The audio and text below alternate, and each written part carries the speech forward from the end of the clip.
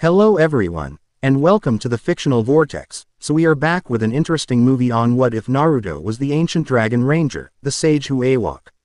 End Dino Thunder's power, Naruto x Kira Ford Power Rangers Dino Thunder. But before we start, I just want to remind you to please subscribe to my channel and hit the like button if you enjoy my content. Let's start the story. Chapter 1. The Awakening. The ancient chamber shuddered as another explosion rocked the cavern walls. Dust cascaded from cracks in the ceiling, disturbing millennia of accumulated silence. Deep beneath the hills outside Reefside, California, the excavation had gone terribly wrong. Dr. Tommy Oliver pressed himself against a stone column, scanning the collapsing tunnel with narrowed eyes. His black Dino Thunder uniform was already streaked with grime, the gold dinosaur emblem on his chest barely visible beneath layers of ancient dust. This was supposed to be a PLE operation. Locate the energy signature, extract the artifact, leave before anyone noticed. Instead, his team was pinned down by Mesogog's forces, fighting for their lives in a chamber that hadn't human presence since before recorded history. Ethan, status report. Tommy called into his communicator. Not good, drive. Oh, the Blue Ranger's voice came through static. These Tyrannodrones keep coming, and Connor's trying to hold the main tunnel, but something weird is happening with the chamber's energy readings. Tommy ducked as a beam of light shot overhead, superheating the rock wall behind him into glass. Define. Weird. Ethan. Like off the charts weird. Whatever's in that sealed section is waking up. Kira Ford, the Yellow Ranger, somersaulted through the air, her pterodact. YL screamed, sending 3 Tyrannodrones crashing into the far wall. She landed in a crouch beside Tommy, her breathing labored behind her helmet. Doctor. Oh, I don't think we're alone down here, she said, voice tense. I can hear something. Like music, but not. Like a heartbeat, but more complex. Tommy nodded grimly. Kira's enhanced senses had never led them astray before. Trent, what can you see? The White Ranger appeared suddenly, his camouflage ability deactivating as he materialized from the shadows. There's a chamber beyond that sealed door. The symbols aren't like anything in your database, drive. Oh, not Dino Thunder, not even any known Ranger technology. Tommy approached the massive stone door dominating the chamber's far wall. Ancient symbols covered its surface, spiraling. Patterns that seemed to move when viewed from the corner of the eye. At the center, a carving of a massive dragon curled protectively around what appeared to be a 3-pronged blade. Haley, are you getting this? Tommy asked, his communicator transmitting images back to their base. Crystal clear, Haley Zichter's voice came through, tense with concentration. Those symbols, some appear similar to ancient Japanese, but others are completely unknown. The dragon motif is unlike any dinosaur fossil record. Tommy, whatever's behind that door, it's not just prehistoric, it's something else entirely. Another explosion rocked the chamber. Connor McKnight, the Red Ranger, was blasted backward through the tunnel entrance, his uniform smoking. He rolled to his feet with practiced agility. They've got some kind of new weapon. He shouted. Looks like Mesogog really wants whatever's down here. Tommy touched the stone door, feeling a strange vibration beneath his fingertips.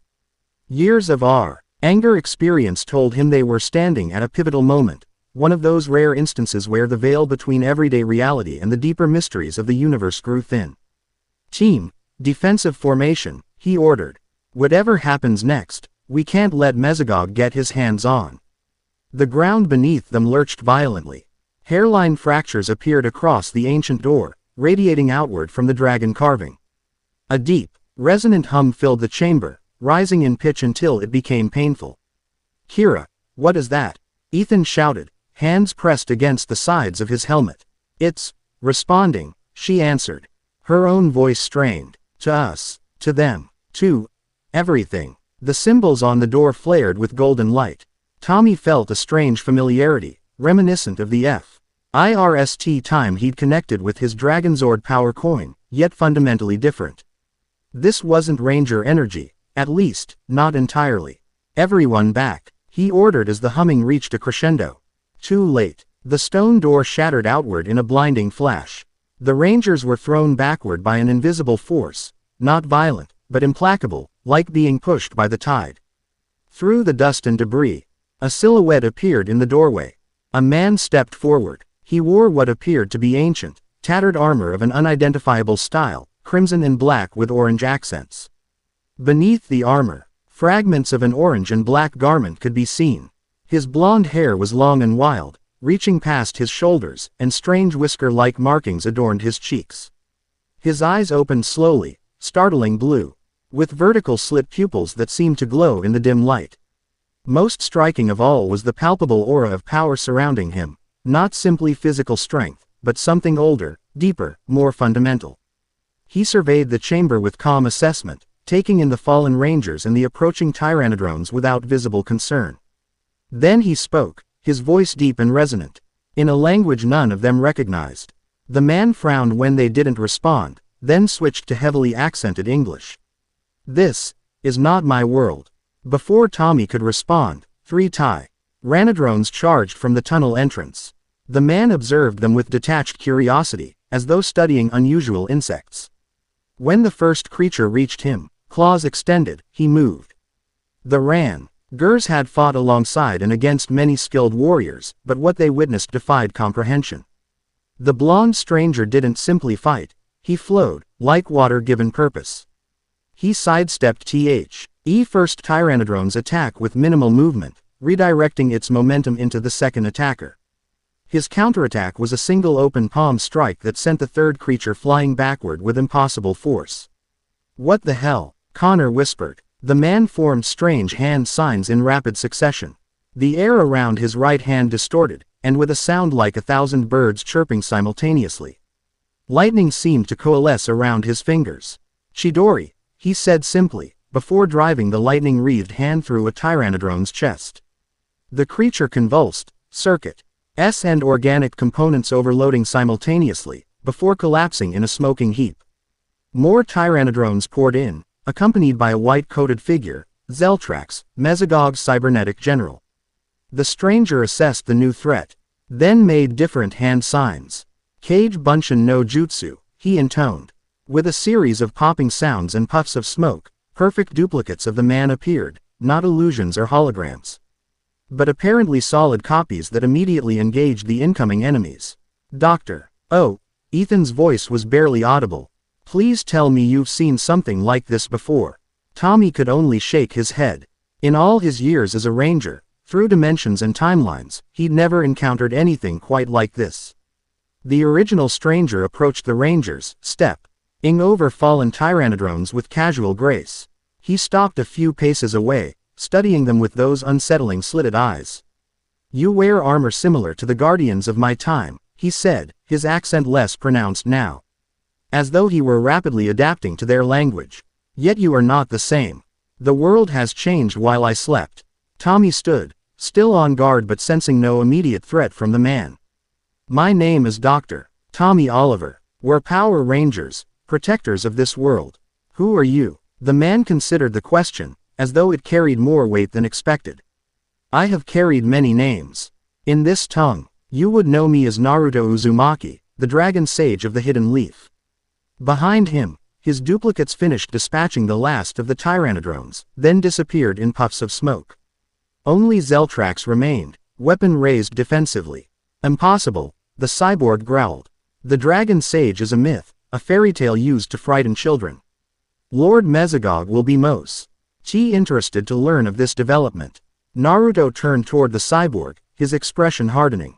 "Your master, this Mesogog, he commands these abominations. These twisted reflections of the great beasts. Lord Mesogog commands the power of the dinosaurs themselves," Zeltrax proclaimed. "He will return this world to its primeval glory, and apparently collect a valuable relic in the process." Something flickered in Naruto's eyes, recognition, perhaps, or concern. "Your master's name, it bears similarity to one I once knew. Tell me, does he serve one called Draken?" The name hung in the air like a physical presence. Even Zeltrax seemed taken aback. "That name is forbidden," the cyborg said, his mechanical voice betraying unexpected emotion. "How could you possibly?" "I see," Naruto interrupted, his voice suddenly heavy with understanding. "So he survived as well. The convergence must be approaching sooner than prophesied." Without warning, Zeltrax fired his weapon at the ceiling above Naruto. Tons of rock and debris cascaded down, but the blonde man didn't move. Instead, a swirling sphere of energy formed in his palm. Rasengan, he said calmly, thrusting the sphere upward. The energy expanded on contact, pulverizing the falling rocks into dust. When the debris settled, Zeltrax had vanished. Naruto turned back to the Rangers, who had instinctively moved into defensive positions. His expression softened slightly. "You need not fear me," he said. "We share common purpose, it seems. Though there is much I do not understand about this era." Tommy cautiously deactivated his Ranger form, returning to his civilian appearance as a gesture of trust. After a moment's hesitation, the others followed suit. "I think," Tommy said carefully, "we have a lot to talk about." Naruto nodded, then suddenly stiffened. His gaze snapped to Kira, studying her with intense focus. She shifted uncomfortably under his scrutiny. "You," he said quietly. "Your energy signature, it resonates with the pterodactyl spirit. Yet there's something more, something familiar." Kira crossed her arms defensively. "Yeah, I'm the Yellow Ranger. Pterodactyl power. What about it?" A fleeting smile crossed Naruto's face. "In my time, there was another with similar gifts. She too commanded sound and sky." His expression grew distant. "Long ago." Before anyone could respond, Naruto suddenly collapsed to one knee. His face contorted in pain. Golden energy flickered across his body like electrical discharge. "Are you okay?" Connor asked, taking a step forward. "Stasis. Wearing off," Naruto managed through gritted teeth. "Chakra network. Destabilizing. Need. Safe place. To meditate." Tommy made a quick decision. "We can take you to our base. Haley, do you copy? We need emergency extraction." "Already on it." Haley's voice came through. "The Dino ATVs are en route to your position." "But Tommy, are you sure about this?" Tommy looked at the mysterious warrior now struggling to remain conscious. Every instinct told him this man was important, perhaps crucially so. "No," he admitted, "but I don't think we have much choice." Pain. That was Naruto's first cohere. NT thought as consciousness slowly returned. Not the sharp, immediate pain of battle, but the deep, pervasive ache of a body that had been immobile for too long. His muscles felt rigid, unresponsive, as though he'd been frozen in place for how long? The thought cut through his discomfort. How long had he been sealed away? Memories came flooding back. The final battle at the Convergence Temple. Draken's forces overwhelming the allied ninja clans. The desperate gambit to use the forbidden sealing technique. Kurama's reluctant agreement to their shared sacrifice. The faces of his friends as the sealing array activated. "I think he's waking up," a female voice said nearby. Unfamiliar, yet somehow resonant with something in his memory. Naruto opened his eyes gradually, allowing them to adjust to the light. He found himself in a large, open space that seemed to be partially underground, a cavern converted into some kind of headquarters. Strange machines lined the walls, glowing with energy patterns he didn't recognize. 5 people surrounded him, watching with expressions ranging from curiosity to suspicion. He recognized them as the warriors from the chamber, now without their colorful armor. The one who had introduced himself as Tommy stood closest, his stance betraying years of combat training despite his casual posture. "How are you feeling?" Tommy asked. Naruto sat up slowly, taking stock of his condition. "Functional," he replied, testing his English. The language was coming more naturally now, a benefit of the knowledge absorption technique he'd developed during his training as Dragon Sage. "How long was I unconscious?" "About 3 hours," said another man, younger, with dark skin and intelligent eyes. "I'm Ethan, by the way. Blue Ranger. And you broke pretty much every medical scanner we have. My physiology would be unfamiliar to your instruments," Naruto acknowledged. He looked at each person in turn, committing their faces to memory. "You are the guardians of this era. The Power Rangers. Dino Thunder Rangers, specifically," said the young man in red, Connor, if Naruto recalled correctly. "There have been other teams before us." This information gave Naruto pause. "How many?" "Over a dozen, at least that we know of," Tommy replied. Dating back to the early 1990s. Naruto's expression remained carefully neutral, but inwardly, he felt a cold shock. "And what year is it now, by your calendar?" The group exchanged glances. It was the young woman in yellow, the one whose energy had seemed familiar, who answered. It's 2004, she said. I'm Kira, by the way. How long do you think you've been in there? Naruto closed his eyes briefly, performing a rapid calculation based on the celestial positioning techniques he'd observed during his brief consciousness in the chamber. Approximately 5,000 years, he said quietly. The silence that followed was profound. It was broken by another young man in white, Trent, who had been observing quietly from the side. That's impossible, he said. No human could survive that long, even in some kind of stasis. Naruto looked at him directly. Who said I was merely human? Before anyone could respond to this cryptic statement, another woman entered the room, red-haired, carrying a tablet computer, her sharp eyes immediately assessing Naruto with scientific precision. Our guest is awake, I see, she said, approaching with professional confidence. I'm Haley Zichter. I provide technical support for the Rangers. Naruto inclined his head respectfully. Your technology is impressive. Far beyond what existed in my time, yet still primitive compared to what Draken wielded. At the mention of that name, a subtle tension filled the room. You mentioned that name before, Tommy said carefully. Draken. Who exactly is he? Naruto's expression darkened. A conqueror. A destroyer of worlds. In my time, he came from beyond the stars, seeking what he called He convergence point, a nexus where dimensional barriers thin, allowing for passage between realities. He stood slowly, testing his muscles. They responded better now, his legendary healing factor beginning to overcome the effects of millennia in stasis. My people, the shinobi of the Hidden Lands, allied with the Dragon Rangers to oppose him. We fought for 7 days and nights without cease. In the end, I used a forbidden sealing technique to imprison both Draken and myself, sacrificing my freedom to prevent his victory. Dragon Rangers, Haley questioned, tapping something into her tablet. There's no record of any such team. There wouldn't be, Naruto replied. They existed before your written history. Their power derived not from technology, but from direct communion with the great spirit beasts, what you might call dinosaurs, though they were much more. Connor leaned against a console, looking skeptical. So you're telling us you're some ancient ninja who fought alongside prehistoric Power Rangers against an alien warlord? Naruto regarded him calmly. Your disbelief is understandable. In your position, I too would question such claims. Without warning, Naruto formed a hand sign. His body flickered, and suddenly he stood behind Connor, a kunai knife held casually near the young man's throat, not threatening, but demonstrative. Yet truth requires no belief to remain truth, he continued. As though there had been no movement. The Rangers tensed, but before any could react, Naruto had already returned to his original position, the knife nowhere to be seen. That was impossible, Ethan breathed. You moved faster than our Ranger reflexes could track. The art of the body flicker, Naruto explained. A basic technique for Jonin-level shinobi. I could demonstrate others, but some might damage your impressive headquarters. Tommy stepped forward, his expression thoughtful. I've seen enough to believe you're not an ordinary human, and your knowledge of the chamber suggests your story has truth to it.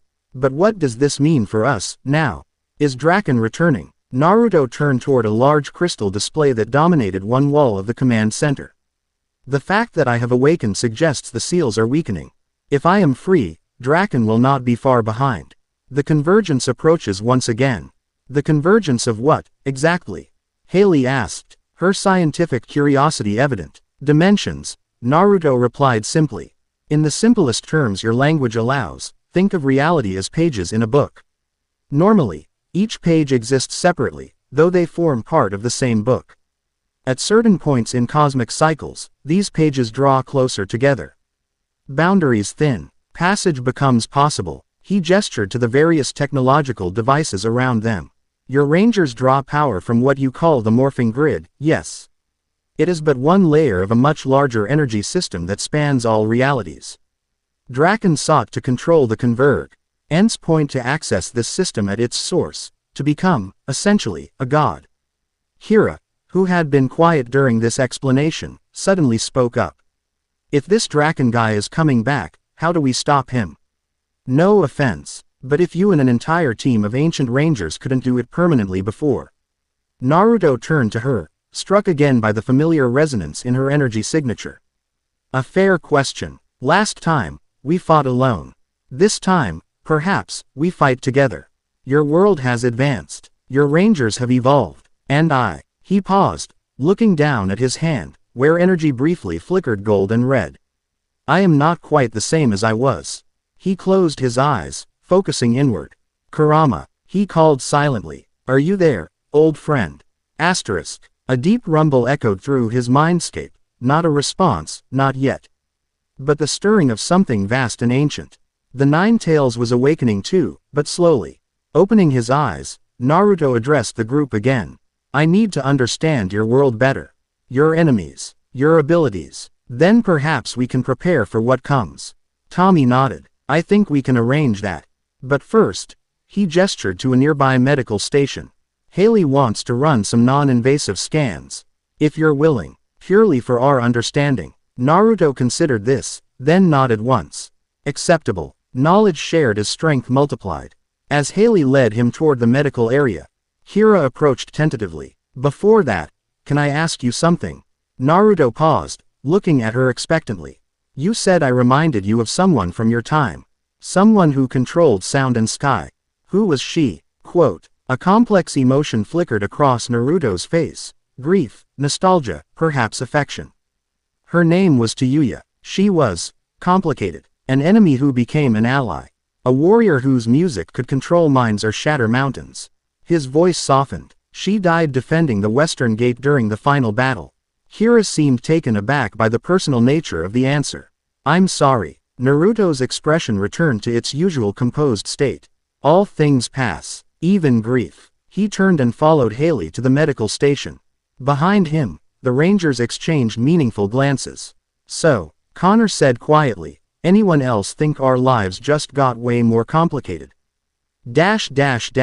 The forest outside Reefside was unusually quiet that evening. Animals seemed to sense something in the air, an expectation, a tension, like the moment before lightning strikes. Deep within the woods, far from hiking trails or camping sites, the air began to shimmer. A tear formed in the fabric of reality itself, jagged, like broken glass, edges glowing with sickly purple light. The tear widened slowly, reluctantly, as though the universe itself resisted the intrusion. Thrug. This unnatural aperture stepped a figure encased in black armor accented with gold and green. A helmet concealed the figure's features, its design reminiscent of a dragon's head. Lord Draken had returned. He surveyed his surroundings with contempt. Primitive, he muttered, his voice distorted by his helmet's vocal processors. But it will serve. Behind him, more figures emerged from the dimensional tear, soldiers in sleek armor. Features obscured, weapons glowing with the same purple energy. They moved with perfect discipline, securing the area in a practiced formation. My lord, one of the soldiers reported. Temporal scans confirm this is Earth, circa early 21st century. Morphing grid energy detected throughout the region, concentrated in several locations. One signature matches target Uzumaki. Draken's helmeted head turned slightly. So the dragon sage lives. Expected, but inconvenient. What of this era's defenders? Power Rangers detected, my lord. Designation. Dino Thunder. 4 active Rangers plus 1 mentor with intermittent activity. Technology level. Moderate. Threat assessment. Minimal. A dark chuckle emanated from Draken's helmet. They always are, at first. He raised a gauntleted hand, summoning a holographic display that showed the surrounding 50 miles. Establish the primary convergence array here. Secondary nodes at these locations. Points of light appeared on the map as he spoke. Begin energy siphoning immediately. Priority 1. Locate the sage before he fully recovers. And the indigenous rangers, my lord. Draken's hand closed, crushing the holographic display. Send them a message. Let them understand what true power looks like. Haley's fingers flew across the keyboard, correlating data from the various scans. She'd performed on their mysterious guest. Tommy stood behind her, watching the results populate across multiple screens. This is, Haley began, then shook her head in disbelief. Tommy, I don't even have words for what I'm seeing. Try, Tommy suggested dryly. Haley gestured to one display showing a complex energy pattern. His cellular structure is human, but enhanced somehow. Incredible regenerative capabilities, heightened sensory processing, muscle density that shouldn't be possible. But it's his energy signature that's truly unique. She brought up a side-by-side comparison. Quote, "This is the morphing grid energy that powers your ranger abilities." The display showed a familiar pattern of colored energy flows. And this is what's flowing through him. The second display showed a much more complex pattern, spiraling, multi-layered, with what appeared to be two distinct but intertwined energy signatures. "It's like he has his own internal morphing grid," Haley continued, "but structured differently. He called it chakra, I think. And there's something else, a secondary energy signature embedded within his own. Something massive." Tommy frowned. "Could it be dangerous?" "I don't know," Haley admitted. "But I don't think so. The energies appear symbiotic, not parasitic. Whatever it is, it's been part of him for a very long time."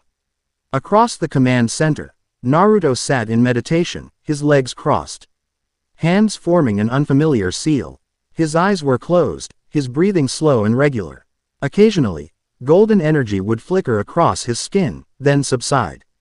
Kira approached him cautiously, uncertain whether she should disturb his meditation. Before she could decide, Naruto spoke without opening his eyes. "Your footsteps are light," he observed. "You've had training beyond your ranger abilities." Quote, Kira blinked in surprise. "Dance, actually. Since I was a kid." "How did you know I was here?" Naruto opened his eyes, which briefly flashed from blue to gold. And with those distinctive vertical pupils, then returned to normal. "Sage mode enhances sensory perception. I could feel your approach by the displacement of natural energy in the air." Kira sat down across from him, curiosity overcoming her initial wariness. "Dr. O asked me to check on you. And honestly, I have about a million questions." The corners of Naruto's mouth quirked upward slightly.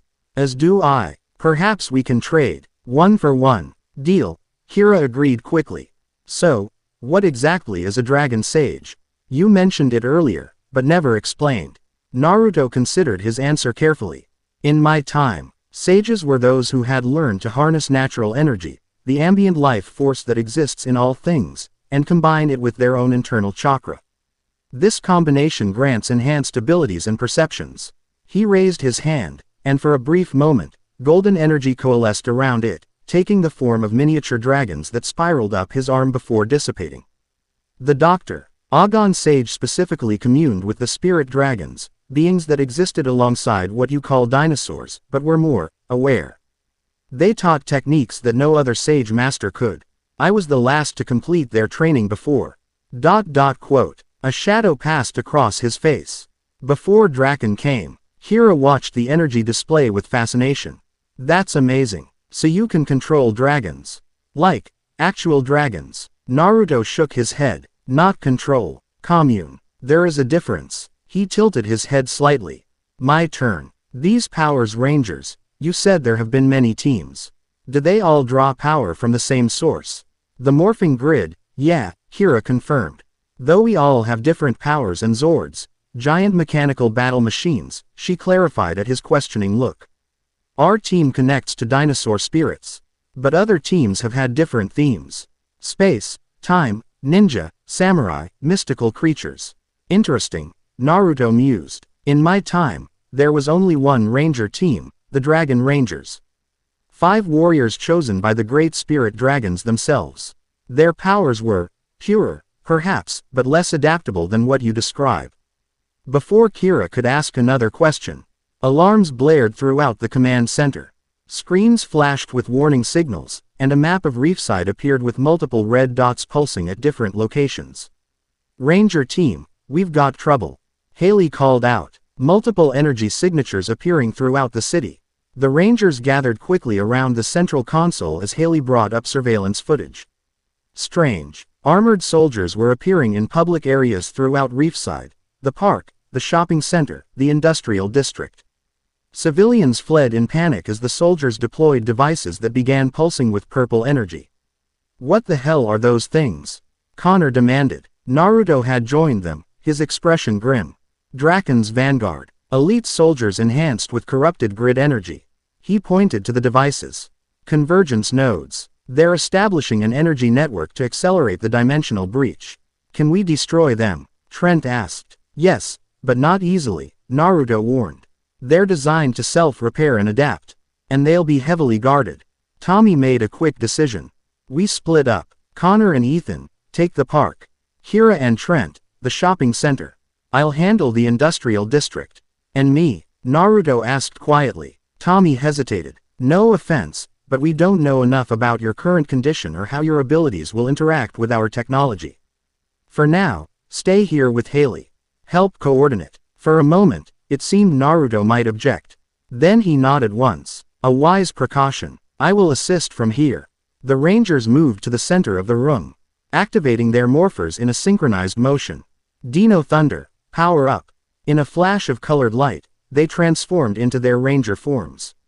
Naruto watched with interest as their civilian clothes were replaced by armored suits, each themed after a different prehistoric creature. Remember, priority is civilian safety, Tommy instructed. Then destroy those nodes. And be careful, if these really are Draken's forces. They're more dangerous than the Tyrannodrones.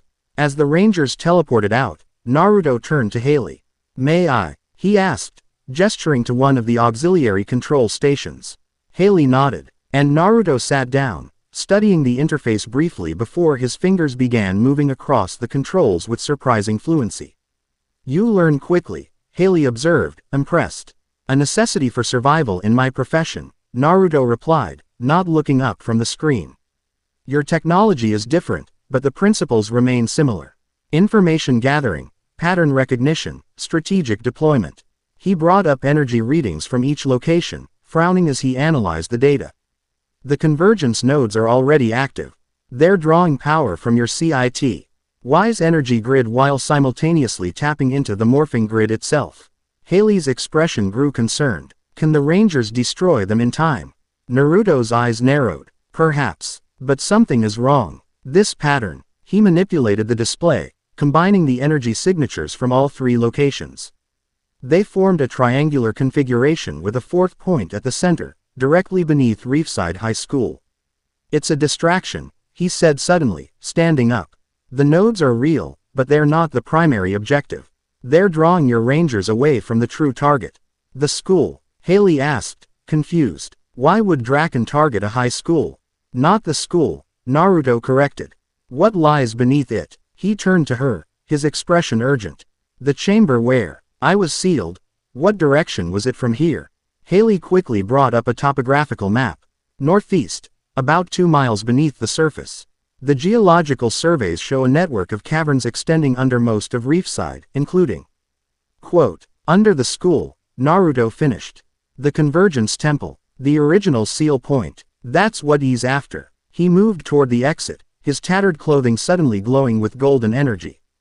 The fabric rippled, reconstructing itself into a more functional battle outfit, black and orange, with red sage symbols along the edges and a spiral pattern on the back. What are you doing? Haley asked, alarmed. What I must, Naruto replied, his voice resolute.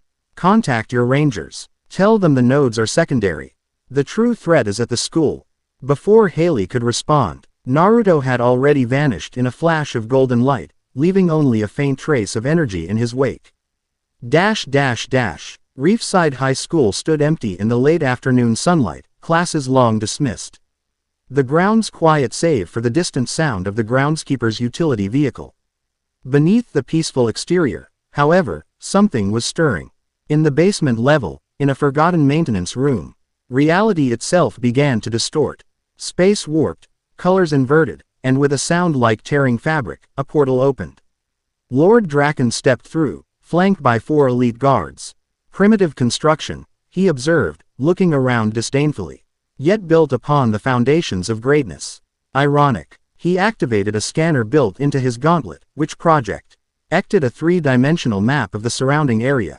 A pulsing light indicated something directly beneath their position. The convergence chamber lies 200 meters below, he informed his guards. The humans have built their structure directly atop the sacred site, unaware of its significance. Begin excavation. Two of the guards deployed a device that hummed with purple energy. The floor beneath them began to disintegrate, matter converting to energy and being drawn into the device. "My lord," one guard reported, "the diversionary units report Ranger engagement at all 3 nodes. Resistance is as expected." "And the sage?" Draken inquired. "No sign of target Uzumaki at any engagement point, my lord." Draken's helmeted head tilted slightly. "Curious. Perhaps he is more weakened than anticipated. Accelerate the excavation. I want access to the chamber before." He stopped suddenly, head turning toward the doorway. "We have company." The door exploded inward, reduced to splinters by a concentrated burst of golden energy. Through the debris stepped Naruto, his body surrounded by a visible aura of power, his eyes now permanently golden with their distinctive vertical pupils. "Draken," he acknowledged coldly. The armored figure turned fully to face him. "Dragon Sage, you look diminished." "As do you," Naruto countered. Hiding behind armor now, the Draken, I knew, preferred to show his face to his enemies. A dark chuckle emanated from the helmet. The Draken you knew was forced to adapt during his imprisonment. "As, I suspect, were you." He gestured casually, and his guards moved to surround Naruto. 5,000 years is a long time to contemplate one's mistakes. "Not long enough, apparently," Naruto replied, "if you're still pursuing the same failed ambition." Draken's posture shifted subtly, a tightening, a coiling of potential energy. "Failed, delayed, perhaps, but this time, the convergence will be complete. This time, there are no Dragon Rangers to stand with you. This time, you are alone in a world that has forgotten you." Naruto's expression remained impassive, but his aura flared brighter. "I am never alone." With a subtle hand sign, he created 4 shadow clones that appeared in puffs of smoke around him. Each clone immediately engaged one of Draken's guards, moving with synchronized precision. Draken observed this with apparent interest. "Your techniques remain impressive, but you've yet to fully recover from stasis. Whereas he raised his hand, and crackling purple energy formed around it, mimicking Naruto's earlier Rasengan but distorted. "Corrupted. I had help awakening." The 2 warriors charged simultaneously, their energies colliding in a devastating shockwave that shattered every window in the maintenance room and buckled the surrounding walls. The floor beneath them gave way, sending them plummeting into a newly formed chasm that led deep below the school. Above, Naruto's shadow clones continued their battle with Draken's guards, the conflict spilling out into the school hallways. At the shopping center, Kira and Trent found themselves surrounded by Draken's soldiers. Unlike the shambling tyrannodrones they were accustomed to fighting, these enemies moved with military precision, their weapons firing concentrated energy blasts that the Rangers barely avoided. "These guys are no joke," Kira called out, using her Terra grips to deflect a barrage of energy bolts. Trent somersaulted over 2 soldiers, his Drago sword leaving white energy slashes in his wake. "Focus on the node. I'll keep them busy." Kira fought her way toward the pulsing device at the center of the food court. As she approached, her communicator activated. "Rangers, come in." Haley's urgent voice came through. "The nodes are a distraction. Naruto says Draken's real target is underneath the high school." "The school," Kira repeated, ducking under an energy blast. "What's under the school?" "The original Convergence Temple, apparently. Naruto's already gone to intercept, but he'll need backup." Trent joined Kira, his suit smoking from a near miss. "What about these nodes?" "They're still dangerous," Haley confirmed. "They're weakening the dimensional barriers. Destroy them if you can, but the school is the priority."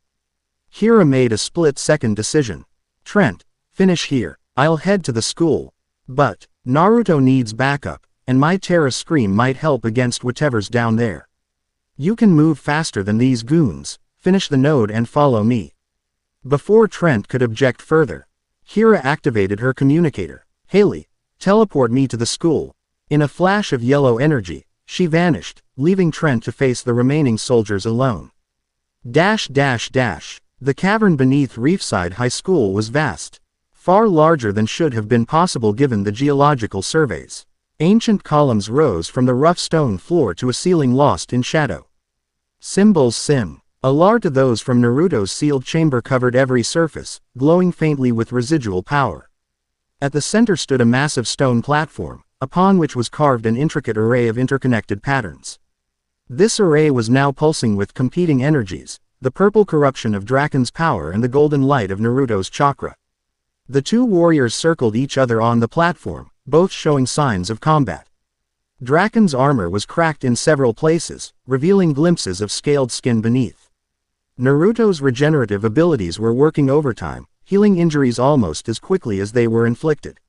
"You feel it, don't you?" Draken taunted. "The convergence point responding to our presence. The very place where I was defeated now becomes the site of my triumph." Naruto's hands flashed through a complex series of signs. Earth style. Stone prison jutsu. The stone floor beneath Draken liquefied, then surged upward, attempting to encase him. Draken countered with a pulse of purple energy that crystallized the stone mid-transformation. "Your techniques are impressive as ever, Sage," Draken acknowledged. "But this place responds to me now. The dimensional barriers are already weakening. Soon, my army will pour through, and this primitive world will become the staging ground for universal conquest." Naruto's expression hardened. "As long as I draw breath, you will not succeed." "A temporary condition," Draken promised darkly. He raised both hands, channeling energy into the array beneath them. The entire chamber shuddered as the symbols flared with intensifying light. Above the platform, the air began to distort, forming the beginning of a dimensional portal similar to the one Draken had emerged from earlier.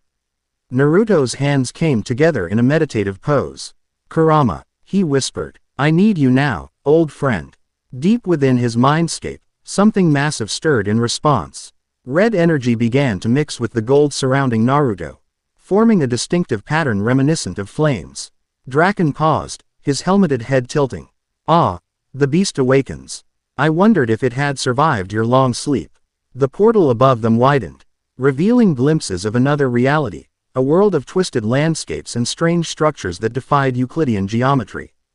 Distant shapes moved within, massive and threatening. Naruto's eyes narrowed in concentration. A cloak of golden red energy formed around him, taking the shape of a fox with multiple tails. "This ends now, Draken." "On the contrary," the armored figure replied. "It merely begins." Before either could make another move, a piercing scream cut through the chamber. The portal wavered, its edges destabilizing as sound waves disrupted the energy pattern. Kira stood at the entrance to the chamber, her terror scream directed at the forming portal. She ceased her attack, breathing heavily. "Sorry I'm late to the party." Draken turned toward her, his posture radiating contempt. "A child playing at power. How appropriate that this era's defenders are mere shadows of what Rangers once were." Naruto used the distraction to his advantage. In a blur of movement, he appeared behind Draken, a spiraling sphere of energy in each hand. Sage art. Massive Rasengan barrage.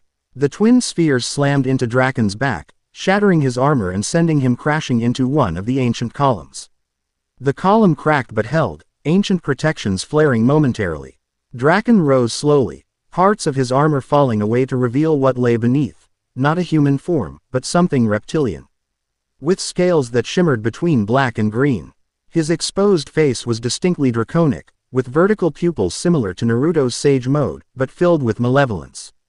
"First blood to you, Sage," he acknowledged, voice no longer filtered through his helmet.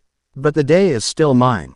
He gestured to the portal, which was already repairing itself after Kira's attack. "The convergence cannot be stopped. Not by you, not by this child, not by any power in this realm." Kira moved to Naruto's side, her ranger armor gleaming in the ethereal light. "We've heard that kind of talk before. Mesogog says the same thing every Tuesday." Despite the gravity of the situation, Naruto felt a flicker of amusement at her defiance. It reminded him of himself, long ago. "The Yellow Ranger speaks truth," he said to Draken. "Arrogance preceded your fall once before." Draken snarled, revealing rows of serrated teeth. "Circumstances have changed, Sage. Last time, you sacrificed yourself to seal us both away. Are you prepared to make that sacrifice again? And what of your new allies? Are they prepared to die for a battle they don't understand?" The portal pulsed ominously, now nearly stable. Through it, the shadowy forms grew more distinct, an army waiting to cross over. Naruto exchanged a quick glance with Kira, formulating a plan. The Kyuubi chakra was still building within him. Not yet at full strength, but perhaps enough for what he needed. Kira, he said quietly, when I give the signal, hit the portal with everything you have. She nodded, understanding instantly. Just say when. Naruto's hands came together in a seal he hadn't used in millennia. Secret Sage Art. Dimensional Reversion. Golden energy spiraled from his body into the stone array, following the ancient patterns but reversing their flow. The symbols began to change, their configuration shifting subtly. Draken recognized what was happening immediately. No, he roared, lunging forward. Kira intercepted him, her Terra grips slashing across his exposed scales. Sorry, lizard face, you'll have to go through me first. With pleasure, Draken hissed, backhanding her with inhuman strength. Kira flew backward but managed to twist in midair, landing in a crouch against one of the columns. Her ranger armor had protected her from the worst of the impact, but warning signals flashed across her helmet display. Meanwhile, Naruto's technique was taking effect. The portal began to contract, its edges becoming unstable. The array beneath them pulsed with competing energies, purple versus gold. Corruption versus purification. Now, Kira, Naruto called. Taking a deep breath, Kira channeled all her power into her voice. The Terra scream that erupted was unlike anything she'd produced before, amplified by the chamber's acoustics and focused directly at the portal. The sound waves visibly distorted the air, striking the dimensional gateway at its weakest point. Simultaneously, Naruto released the built-up sage chakra in a massive burst. Kurama, lend me your strength. The fox-like energy construct around him roared in response, a sound that seemed to shake the very foundations of reality. 9 tails of pure energy lashed out, striking the portal from multiple angles. The combined assault was too much for the unstable gateway. With a sound like shattering glass multiplied 1,000-fold, the portal collapsed in on itself. A shockwave of displaced energy blasted outward, throwing everyone to the ground. When the dust settled, the portal was gone. The array beneath them had changed, its symbols now forming a containment pattern rather than a gateway. Draken rose unsteadily, his partially exposed draconic features contorted with rage. You've merely delayed the inevitable, Sage. The convergence approaches with or without this gateway. My forces are already establishing secondary nodes throughout this pathetic city. Naruto stood as well, the Kyuubi cloak fading as he conserved his remaining strength. Then we will destroy those as well. This world has guardians, Draken. You would do well to remember that. A cold, reptilian smile spread across Draken's exposed face. Guardians, a handful of children and one weakened sage. Against what comes, you are nothing. He raised his hand, and a smaller portal appeared beside him, an escape route. Enjoy your momentary victory. We will meet again soon, when the true convergence begins. Before either Naruto or Kira could stop him, Draken stepped through the portal, which closed instantly behind him. The chamber fell silent, save for the faint hum of the stabilized array and their own labored breathing. Kira deactivated her ranger form, returning to her civilian appearance, her expression a mixture of exhaustion and awe. So, she said after a moment, that was Draken. Charming guy. Naruto's sage mode receded, his eyes returning to their normal blue. You fought well. Your sonic attack was impressive. Kira smiled tiredly. Thanks. Though I'm pretty sure I just used up my voice for the next week. No concerts for me. She looked around at the ancient chamber. What is this place, exactly? The Convergence Temple, Naruto explained, his voice solemn. One of many built at nexus points throughout the world. In my time, they were sacred sites, guarded by the most powerful warriors of each region. This one was under the protection of the Hidden Leaf Village, my home. He approached the central array, studying the changed symbols. We've prevented this gateway from reopening. But Draken was right about one thing, the convergence itself cannot be stopped. It is a natural cosmic cycle, like the changing of seasons or the movement of stars. So what do we do? Kira asked. Naruto turned to her, his expression resolute. We prepare. We gather allies. We become stronger. He glanced up at the cavern ceiling, in the direction of the school above. And we protect what matters most. His gaze returned to Kira, studying her with newfound respect.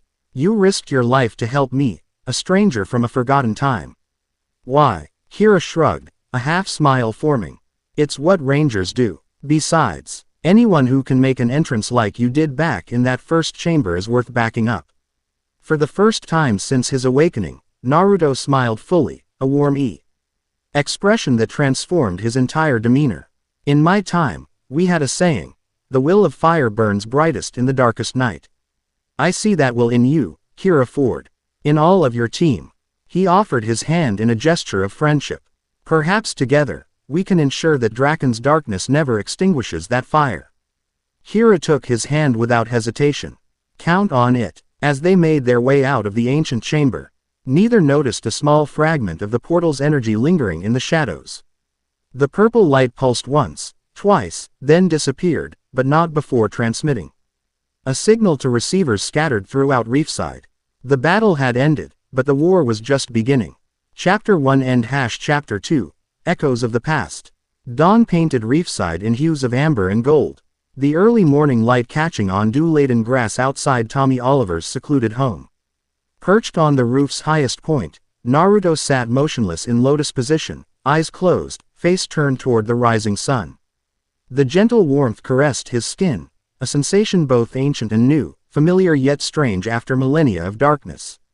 5,000 years. The concept still disoriented him when examined directly.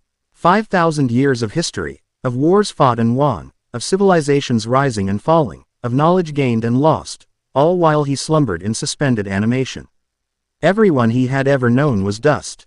The Hidden Leaf Village existed now only in his memory.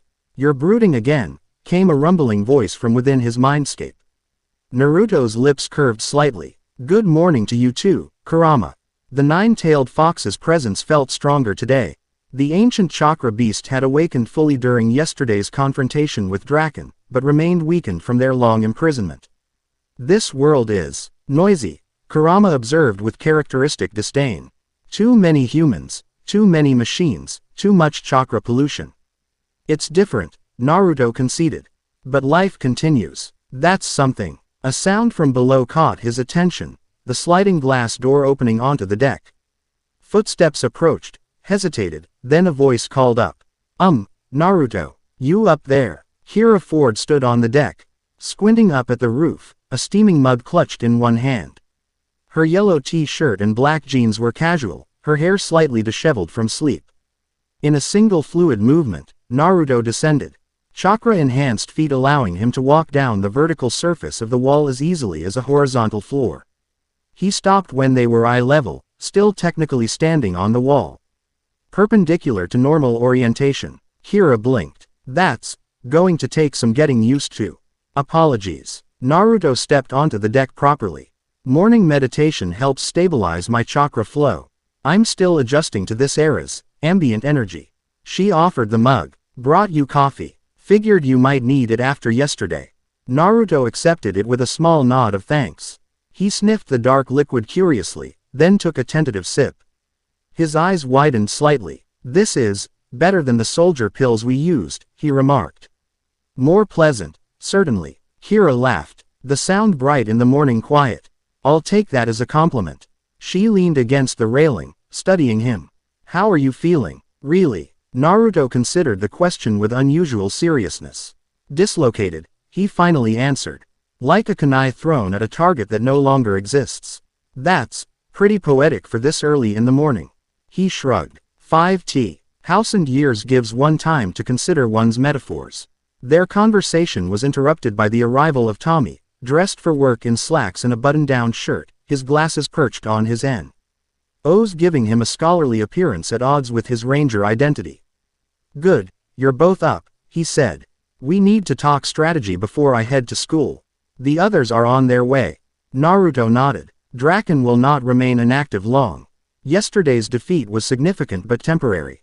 Tommy's expression grew serious. That's what worries me. From what Haley's been able to determine, those E-convergence nodes did serious damage to the dimensional barriers before we destroyed them.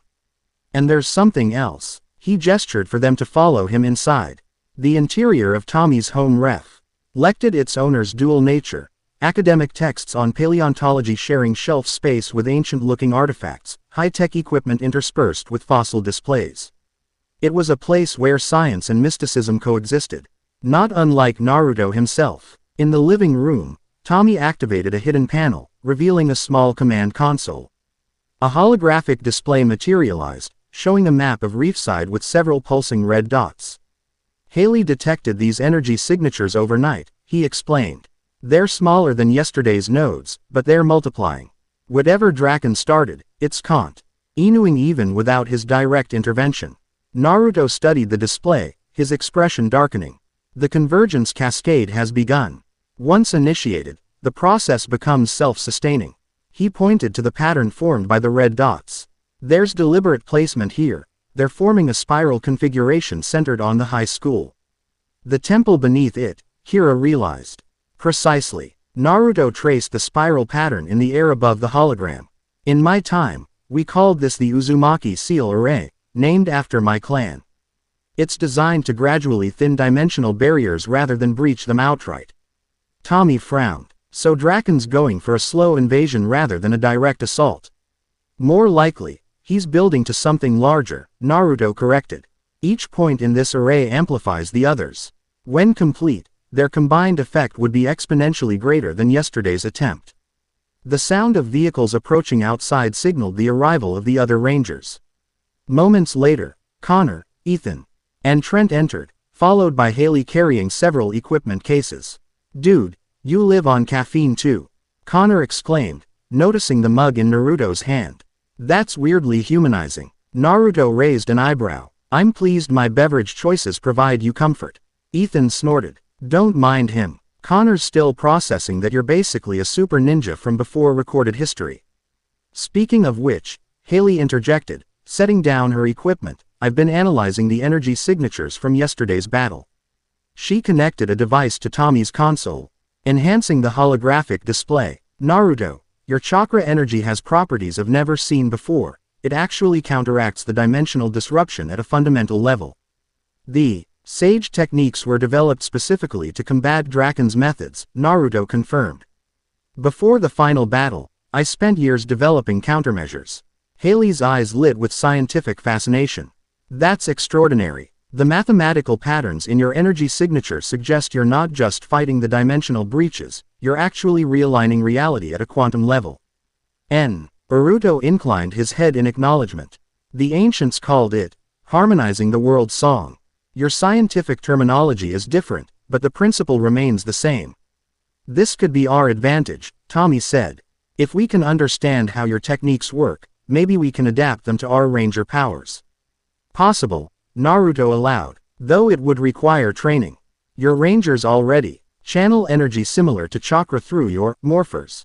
He gestured to their wrist devices. But without proper control, attempting sage techniques could be dangerous. How dangerous are we talking? Trent asked. Like, headache dangerous or explode into dust dangerous? Somewhere between cellular disruption and complete consciousness fragmentation, Naruto replied matter-of-factly. The room fell silent. So, very dangerous, Ethan finally said. But not impossible, Naruto added. His gaze swept over the Rangers. I sense potential in each of you.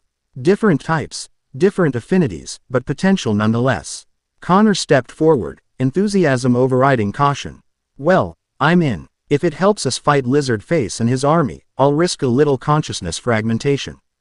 Tommy checked his watch. We'll have to continue this after school. I've got classes to teach, and you four, he pointed to the younger Rangers, have classes to attend.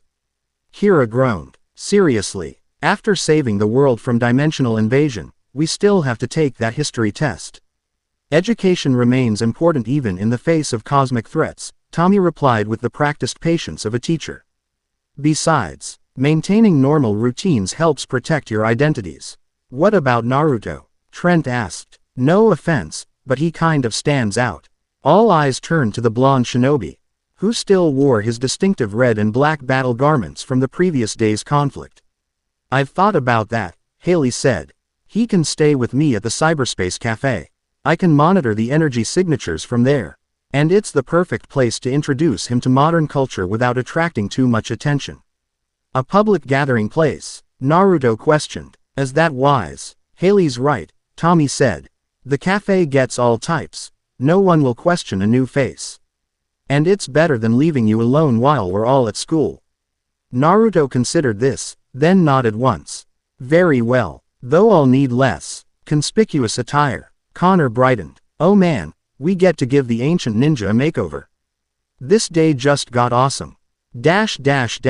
40 minutes and one significantly awkward clothing exchange later. Naruto found himself dressed in modern attire. Dark jeans, a fitted black t-shirt, and an orange button-down worn open over it. His long blonde hair had been tied back, and a pair of sunglasses concealed his distinctive eyes. The outfit felt strange. Too light, too casual compared to the battle-ready garments he was accustomed to, but serviceable enough. His weapons and scrolls remained sealed in a storage technique, invisible but accessible should he need them. Old habits died hard, especially for a shinobi who had lived through 3 great wars. The cyberspace CAF hummed with activity when they arrived, teenagers congregating around computers and gaming stations, the air filled with conversation and the scent of coffee. Music played from overhead speakers, a cacophony to Naruto's enhanced senses. But not entirely unpleasant. Welcome to the 21st century, Haley said, leading him through the space. This is where the kids hang out when they're not saving the world. Naruto observed everything with careful attention, cataloging the unfamiliar technology, the social dynamics, the modern clothing styles. The purpose of this establishment is information exchange, recreation, both, plus caffeine distribution, Haley replied with a smile. I opened it as a cover for my ranger support activities, but it's become a community hub.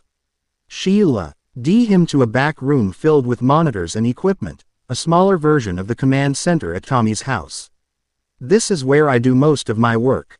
You can observe the cafe from here without being overwhelmed. Naruto nodded appreciatively. A strategic position, multiple exits, good visibility, defensible. I was thinking more private and comfortable, but sure, defensible works too. Haley activated several monitors, bringing up data streams and surveillance feeds. I've been analyzing the fragments we collected from those convergence nodes. The technology is like nothing I've ever seen. Organic components fused with advanced metallurgy, powered by energy that doesn't match any known spectrum. Naruto approached the workbench where components were arranged for study. Draken's technology was always hybrid. He believed in transcending limitations, biological, technological, dimensional. He picked up a fragment, examining it closely. This bears his signature style, but it's evolved. Adapted. 5,000 years of evolution, Haley mused. Even sealed away, parts of his consciousness must have remained active. As did parts of mine, Naruto admitted. Dreams. Fragments of awareness. The seal was designed to contain, not eliminate. Neither of us could act, but we could contemplate. Haley studied him with open curiosity. That's fascinating from a neuroscientific perspective. Your brain maintained cognitive functions during suspended animation. Did you experience time passing? Was it sequential or fragmented? Naruto found himself unexpectedly engaged by her questions. Most warriors he had known cared only for practical applications, not the underlying principles. Both. Sometimes I experienced what felt like years in perfect clarity. Other times, centuries passed in what seemed like moments. He placed the component back on the workbench. Kurama, the entity that shares my consciousness, experienced time differently. For beings of pure chakra, temporal perception is more flexible. The secondary energy signature I detected, Haley realized. It's a separate sentient entity. Symbiotic, parasitic, originally, Naruto corrected. Then adversarial. Now, after many years. Partnership. He tapped his abdomen, where an intricate seal lay hidden beneath his borrowed clothing. The 9-tailed fox has been bound to my bloodline for generations. We've come to an understanding. Before Haley could pursue this fascinating revelation further, an alert sounded from one of her monitors. She quickly moved to investigate, fingers flying across the keyboard. One of those energy signatures Tommy detected as spiking, she reported.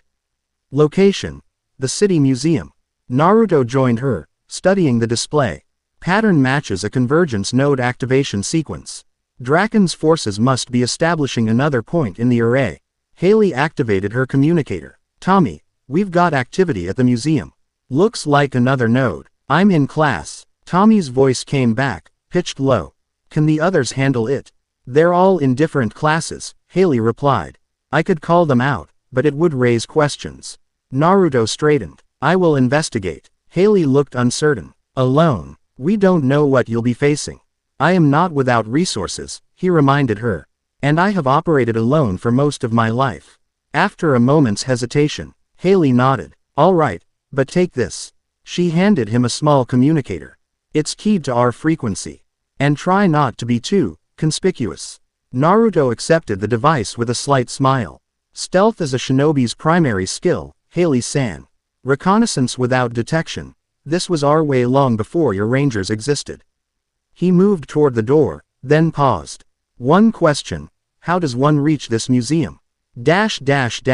Reefside Natural History Museum occupied a modern glass and stone building near the center of town. Its current special exhibition, Dinosa, Ors, Myths and Realities, had drawn significant attendance since opening the previous month. Today, however, the museum was strangely quiet, with only a handful of visitors visible through the large glass facade. Naruto approached casually, senses extended through basic sage technique.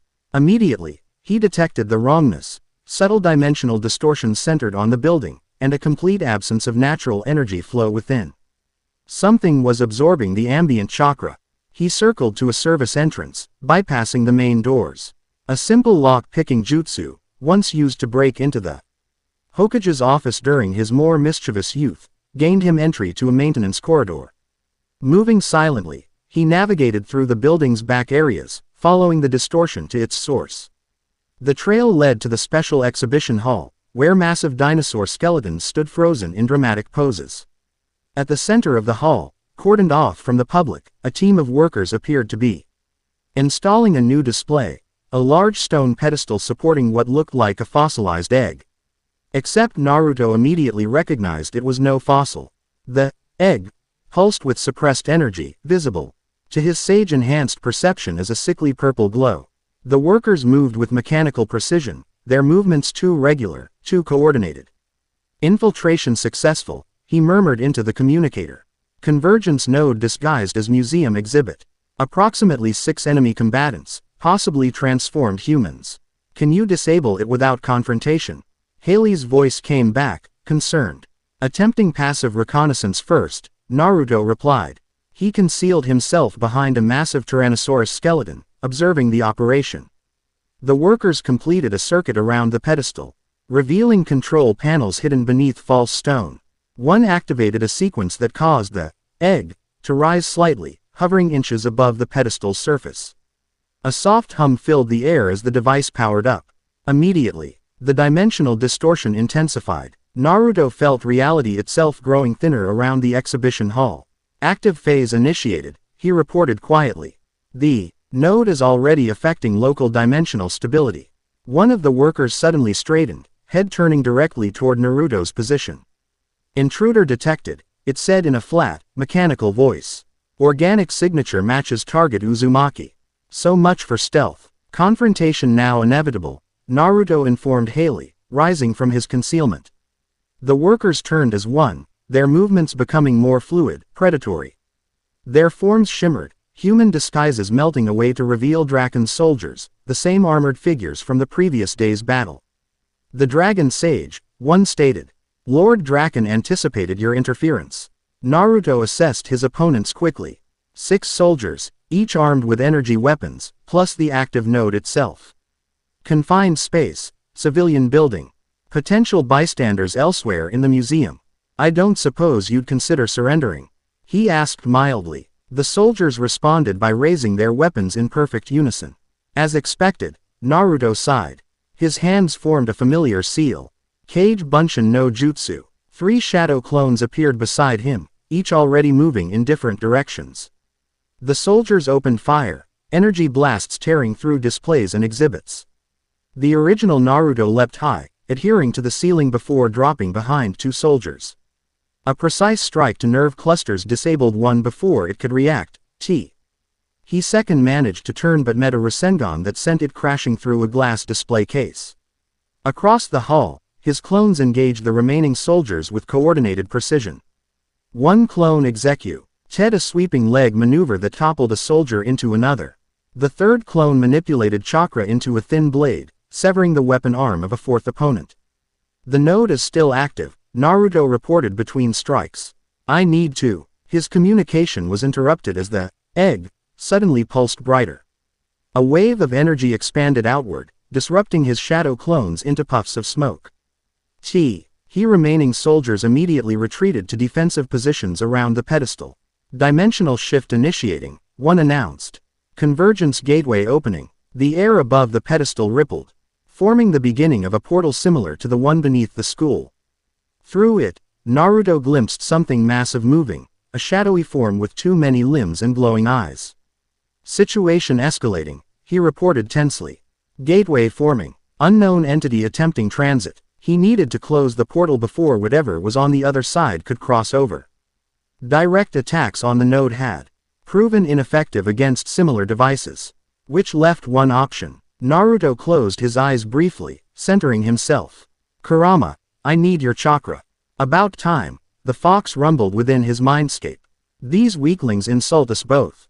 Red chakra surged through Naruto's network, mixing with his own blue energy to form the distinctive golden aura of their combined power. The transformation was BTLE at first, his whisker marks deepening, eyes shifting to vertical slits, nails lengthening into claws, but immediately noticeable to his opponents. Biju containment breach, one soldier reported. Escalating threat level. The soldiers redirected their weapons, firing concentrated energy beams at Naruto. The fox-enhanced chakra formed a protective shield around him, deflecting the attacks into surrounding exhibits. Dinosaur skeletons collapsed as stray energy blasts severed their support structures. Naruto winced at the destruction. Sorry about your historical artifacts, he muttered. Then launched himself toward the pedestal. The soldiers moved to intercept, but with Kurama's chakra enhancing his speed, they might as well have been moving underwater. Naruto weaved between them, leaving afterimages in his wake. Reaching the pedestal, he slammed his palm against the hovering egg, fingers splayed in a specific pattern. 5-prong seal. Dimensional reversion. Golden chakra flowed from his hand into the device, following the pathways Naruto could perceive with his enhanced senses. The purple glow faltered, flickered, then began shifting toward amber. Above, the portal wavered, its edges destabilizing.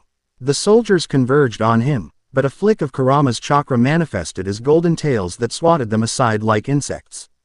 Naruto maintained his focus on the seal, feeling the resistance within the device as it fought his reprogramming. Lord Draken foresaw this strategy. A soldier's voice came from behind him. Countermeasures engaged. The egg suddenly pulsed with renewed energy. Symbols appeared across its surface, corrupted versions of the same sealing techniques Naruto was employing. The two energy systems clashed, creating a feedback loop that sent painful shocks up Naruto's arm. Clever, he acknowledged through gritted teeth. But incomplete. Drawing deeper on Kurama's power, Naruto formed a one-handed seal with his free hand. Sage art. Seal dissolution. The golden chakra intensified, penetrating deeper into the device's structure. The corrupted symbols began to crack, their pattern disrupted by Naruto's more advanced technique.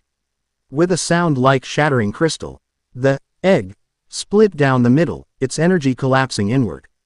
The portal above imploded, vanishing with a thunderclap that shook the entire building. The shockwave knocked Naruto backward, sending him crashing into a display of prehistoric marine life. The remaining soldiers were similarly thrown off their feet, their armor cracking under the pressure. Ents fell over the devastated exhibition hall.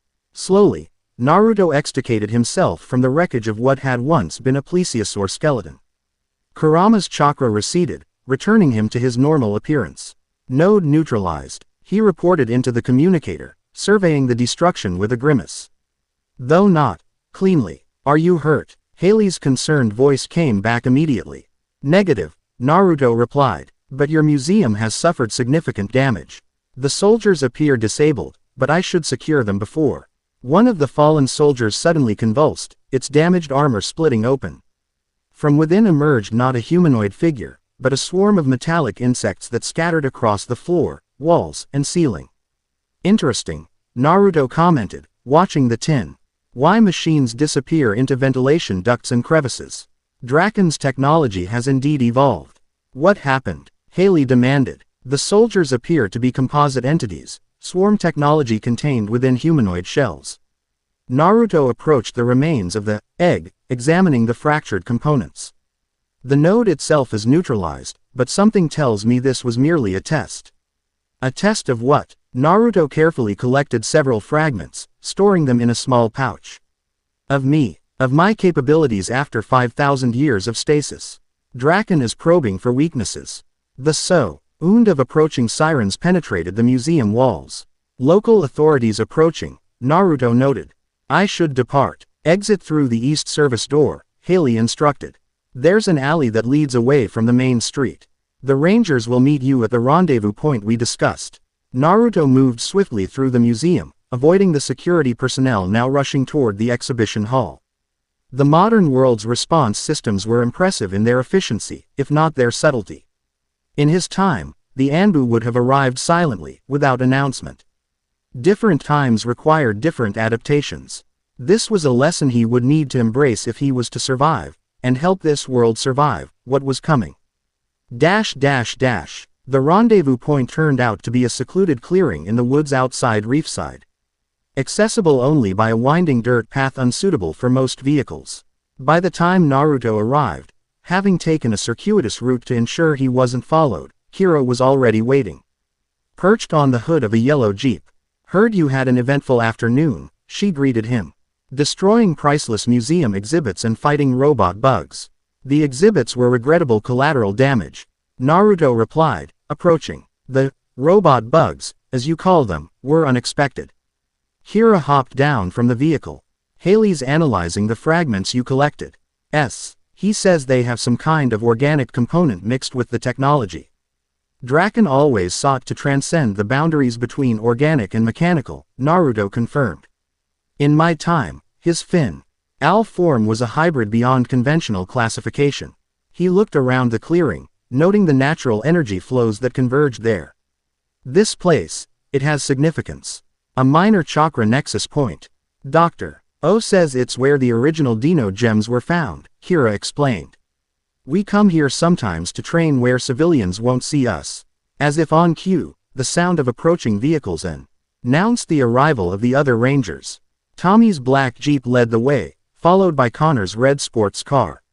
The team assembled in the clearing, expressions varying from curiosity to concern.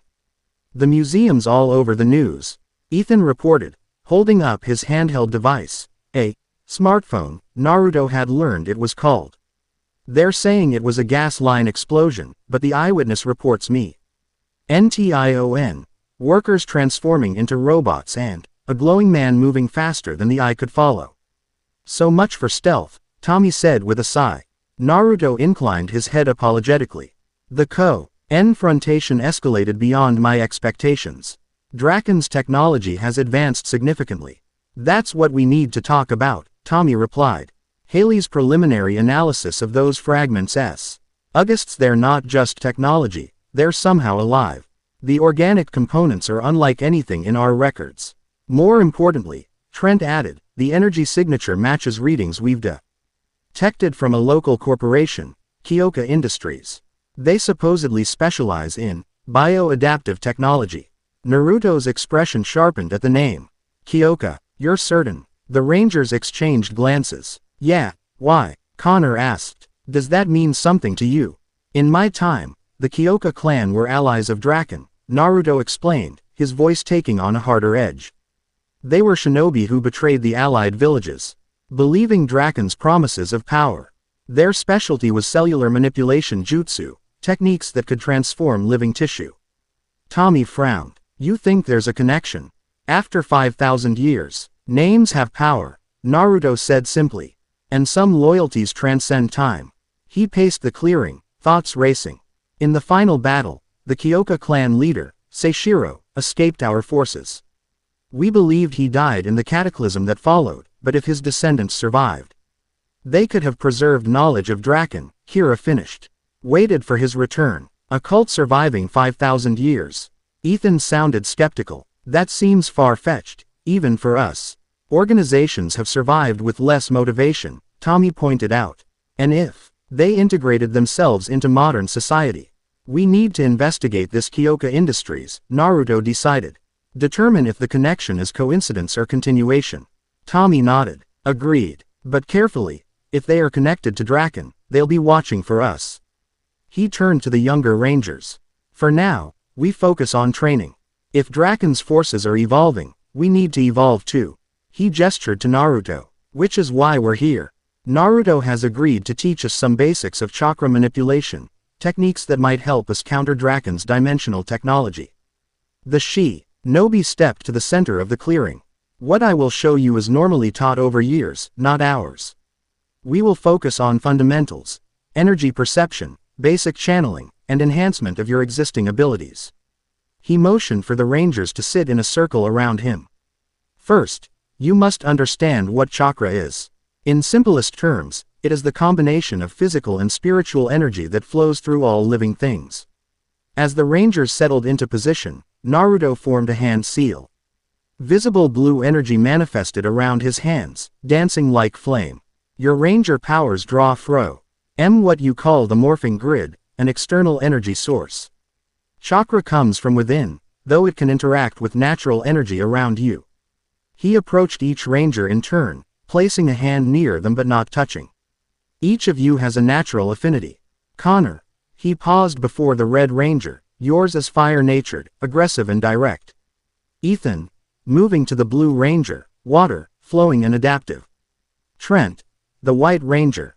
Earth. Stable and enduring. Kira. He lingered longer, studying the Yellow Ranger with increased interest. Wind, but with unusual harmonic properties. And Dr. Oliver. Finally reaching Tommy. A rare dual affinity. Earth primary with lightning secondary.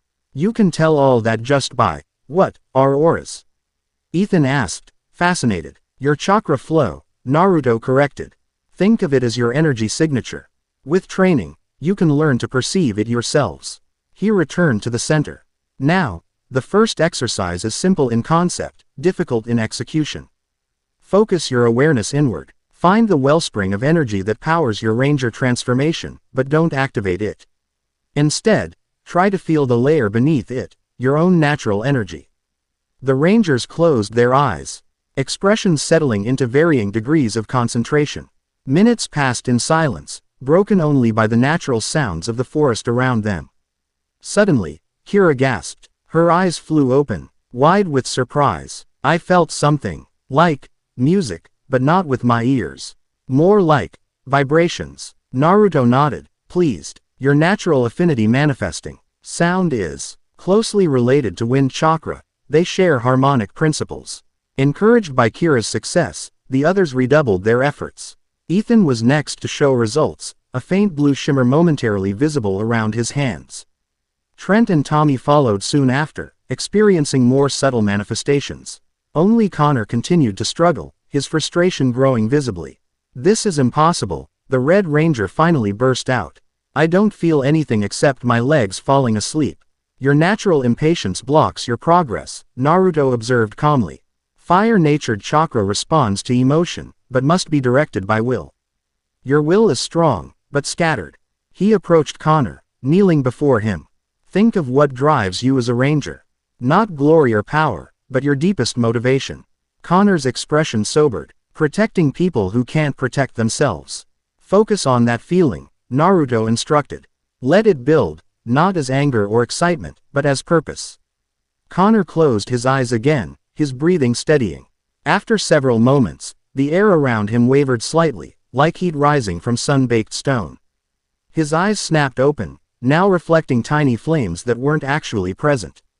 Whoa, he breathed. That's intense. Well done, Naruto acknowledged. You've each made contact with your inner chakra.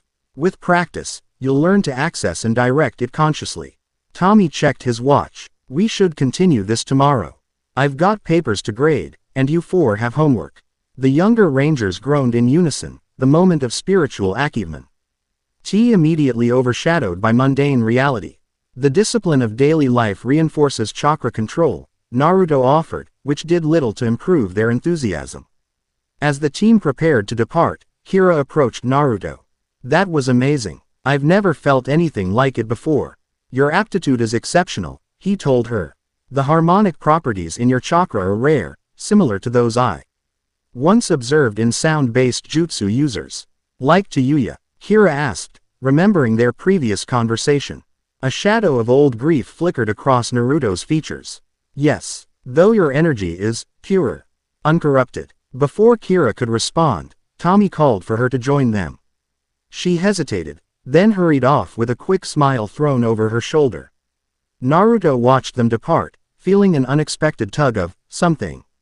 Not quite belonging, not quite separation. After 5,000 years of isolation, even this brief connection with others felt strangely significant.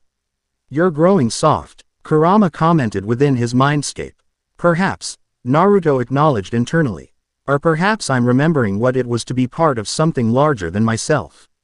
The kid I knew would have said something about precious people and the will of fire, the fox observed dryly. Naruto's lips curved slightly. Some lessons endure, old friend. Even across millennia. Night had fall, and by the time they returned to Tommy's house, Haley had established a temporary workspace in the living room, multiple laptops and specialized equipment spread across every available surface. She barely looked up when they entered, fingers flying across a keyboard as data streams scrolled across multiple screens. I've been analyzing those fragments, she reported without preamble. The technology is disturbing. The mechanical components utilize principles I've never encountered, almost like they're designed to operate outside normal physical laws. And the organic components? Tommy asked, setting down a stack of student papers. Haley's expression grew troubled. That's even stranger. They appear to be some kind of synthetic DNA, but with an impossible structure, a quintuple helix instead of the normal double. It shouldn't be stable, yet somehow it is. Kyoka clan techniques, Naruto said grimly. They specialized in genetic manipulation beyond what other shinobi considered ethical. Combined with 5,000 years of evolution. There's more, Haley continued. I managed to track down information on Kyoka Industries. They emerged about 15 years ago, apparently funded by old family money. Their public research focuses on medical applications of biotech, but they're classified projects. She turned one screen toward them, displaying security schematics of a heavily guarded facility. This level of security isn't for developing better prosthetics. Tommy studied the layout with a professional eye. Multiple underground levels, sensor arrays, paramilitary security force. They're protecting something significant. Or someone, Naruto suggested quietly.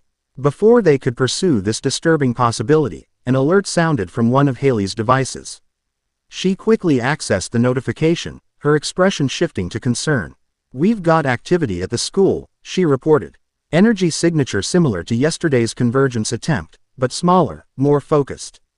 Tommy immediately reached for his communicator, but Naruto raised a hand to stop him. Wait, this pattern is different, not an attack or a node activation. He studied the readings on Haley's screen. It's more like a beacon, a trap, Tommy suggested. Perhaps, Naruto acknowledged. Or a message. He straightened. Decision made. I will investigate. Not alone, Tommy insisted. Not this time. Naruto assessed the former ranger mentor with newfound respect. Despite having known him barely 2 days, Tommy Oliver was proving to be a warrior worthy of trust, reminiscent, in some ways, of Kakashi-sensei. Very well, he conceded. But we move with caution. If this is what I suspect, it may be meant specifically for me. Reefside High School stood dark and silent, its corridors empty. Classrooms locked for the night. The only illumination came from security lights that cast long shadows across the campus. Tommy and Naruto approached on foot, having fort their vehicle a block away to avoid detection. The signal's coming from the gymnasium, Tommy reported, checking a handheld scanner. Steady output, not increasing or decreasing. Naruto extended his senses, scanning the surroundings with sage perception. No human presence nearby, but there's something. A chakra signature I don't recognize, yet feels familiar. They moved silently across the school grounds. Tommy demonstrating stealth skills impressive for someone without formal shinobi training. At the gymnasium doors, they paused, listening. No sound came from within. Ready, Tommy whispered, morphers at the ready. Naruto nodded once. With practiced coordination, they entered simultaneously, taking defensive positions on either side of the doorway. The gymnasium was empty, save for a single figure standing at center court. A woman, apparently in her early 30s, dressed in a formal black GI with a red sash. Her dark hair was pulled back in a severe bun, her posture perfect. Hands clasped behind her back. She made no move as they entered, merely watching with calm assessment. Dr. Oliver, she acknowledged with a slight nod. I expected you might accompany him. Her gaze shifted to Naruto. Dark eyes narrowing. Uzumaki Naruto, the dragon sage. She spoke his name with precise pronunciation, in the traditional Japanese order. After 5,000 years, the legends walk again. Naruto stepped forward cautiously. You have me at a disadvantage. The woman bowed formally, a traditional shinobi greeting that Naruto hadn't seen performed correctly since awakening in this era. My name is Kurinia Chen, 23rd generation master of the Hidden Crane School. Her voice carried the weight of ceremony. And you, sage, carry techniques that were stolen from my ancestors. Tommy tensed beside him, but Naruto remained calm. Interesting accusation. The Hidden Crane was not among the shinobi clans of my era. Because it did not yet exist, Kurinia replied. It was founded by survivors of the cataclysm that ended your time, those who escaped the convergence with fragments of knowledge. My ancestors preserved what they could, passed down techniques through generations. Always with the warning. When the dragon sage returns, the world trembles. She took a step forward, her movement fluid as water. For centuries, we waited, watching for signs. When the Power Rangers emerged in this region, we knew the time approached. And now, here you stand, the legendary thief of jutsu, returned as prophecy foretold. I stole no techniques, Naruto corrected mildly. Though I did learn from many teachers, many traditions. Kurinia's expression hardened. The Rasengan, the shadow clone technique, the sage arts, all preserved in our scrolls as techniques. Of the Uzumaki and Namikaze, techniques that should have died with you. Understanding dawned. Ah, not theft of your techniques, inheritance of mine. Naruto relaxed slightly. Your ancestors were not the creators of these jutsu. Kurinia-san. They were my students, preserving my legacy. The woman's composure faltered briefly. Impossible. Our records state clearly. Records can be corrupted over 50 centuries, Naruto pointed out. Names changed, relationships reinterpreted. Tell me, does your school still practice the will of fire philosophy? Kurinia's eyes widened slightly. How could you know our core tenet? Because I taught it to those who survived, Naruto said simply. As my sensei taught it to me, and his sensei before him. The chain of knowledge stretches back to the founding of the Hidden Leaf Village.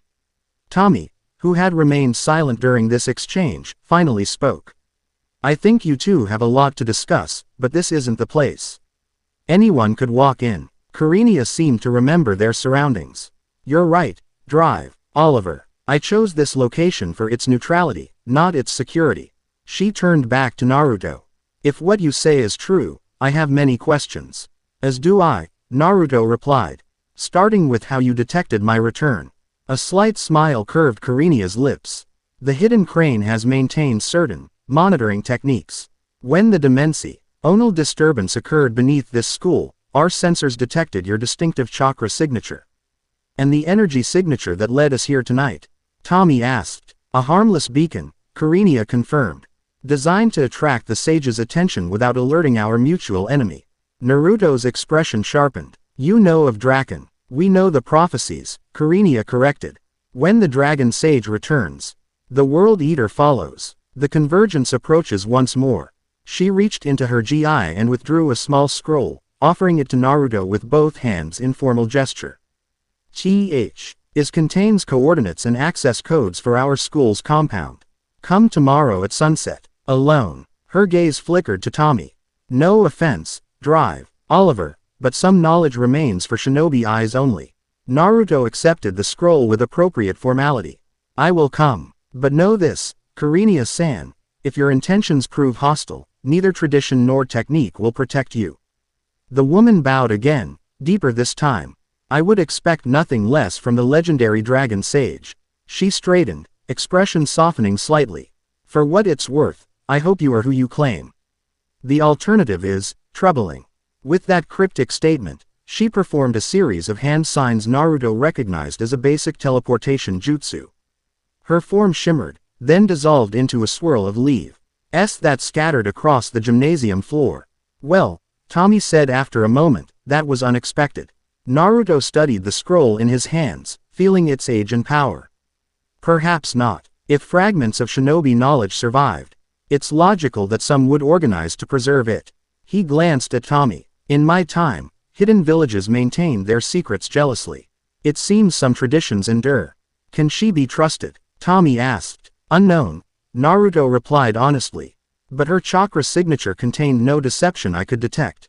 And this scroll, he carefully unrolled it partway, revealing complex seal work that glowed faintly at his touch.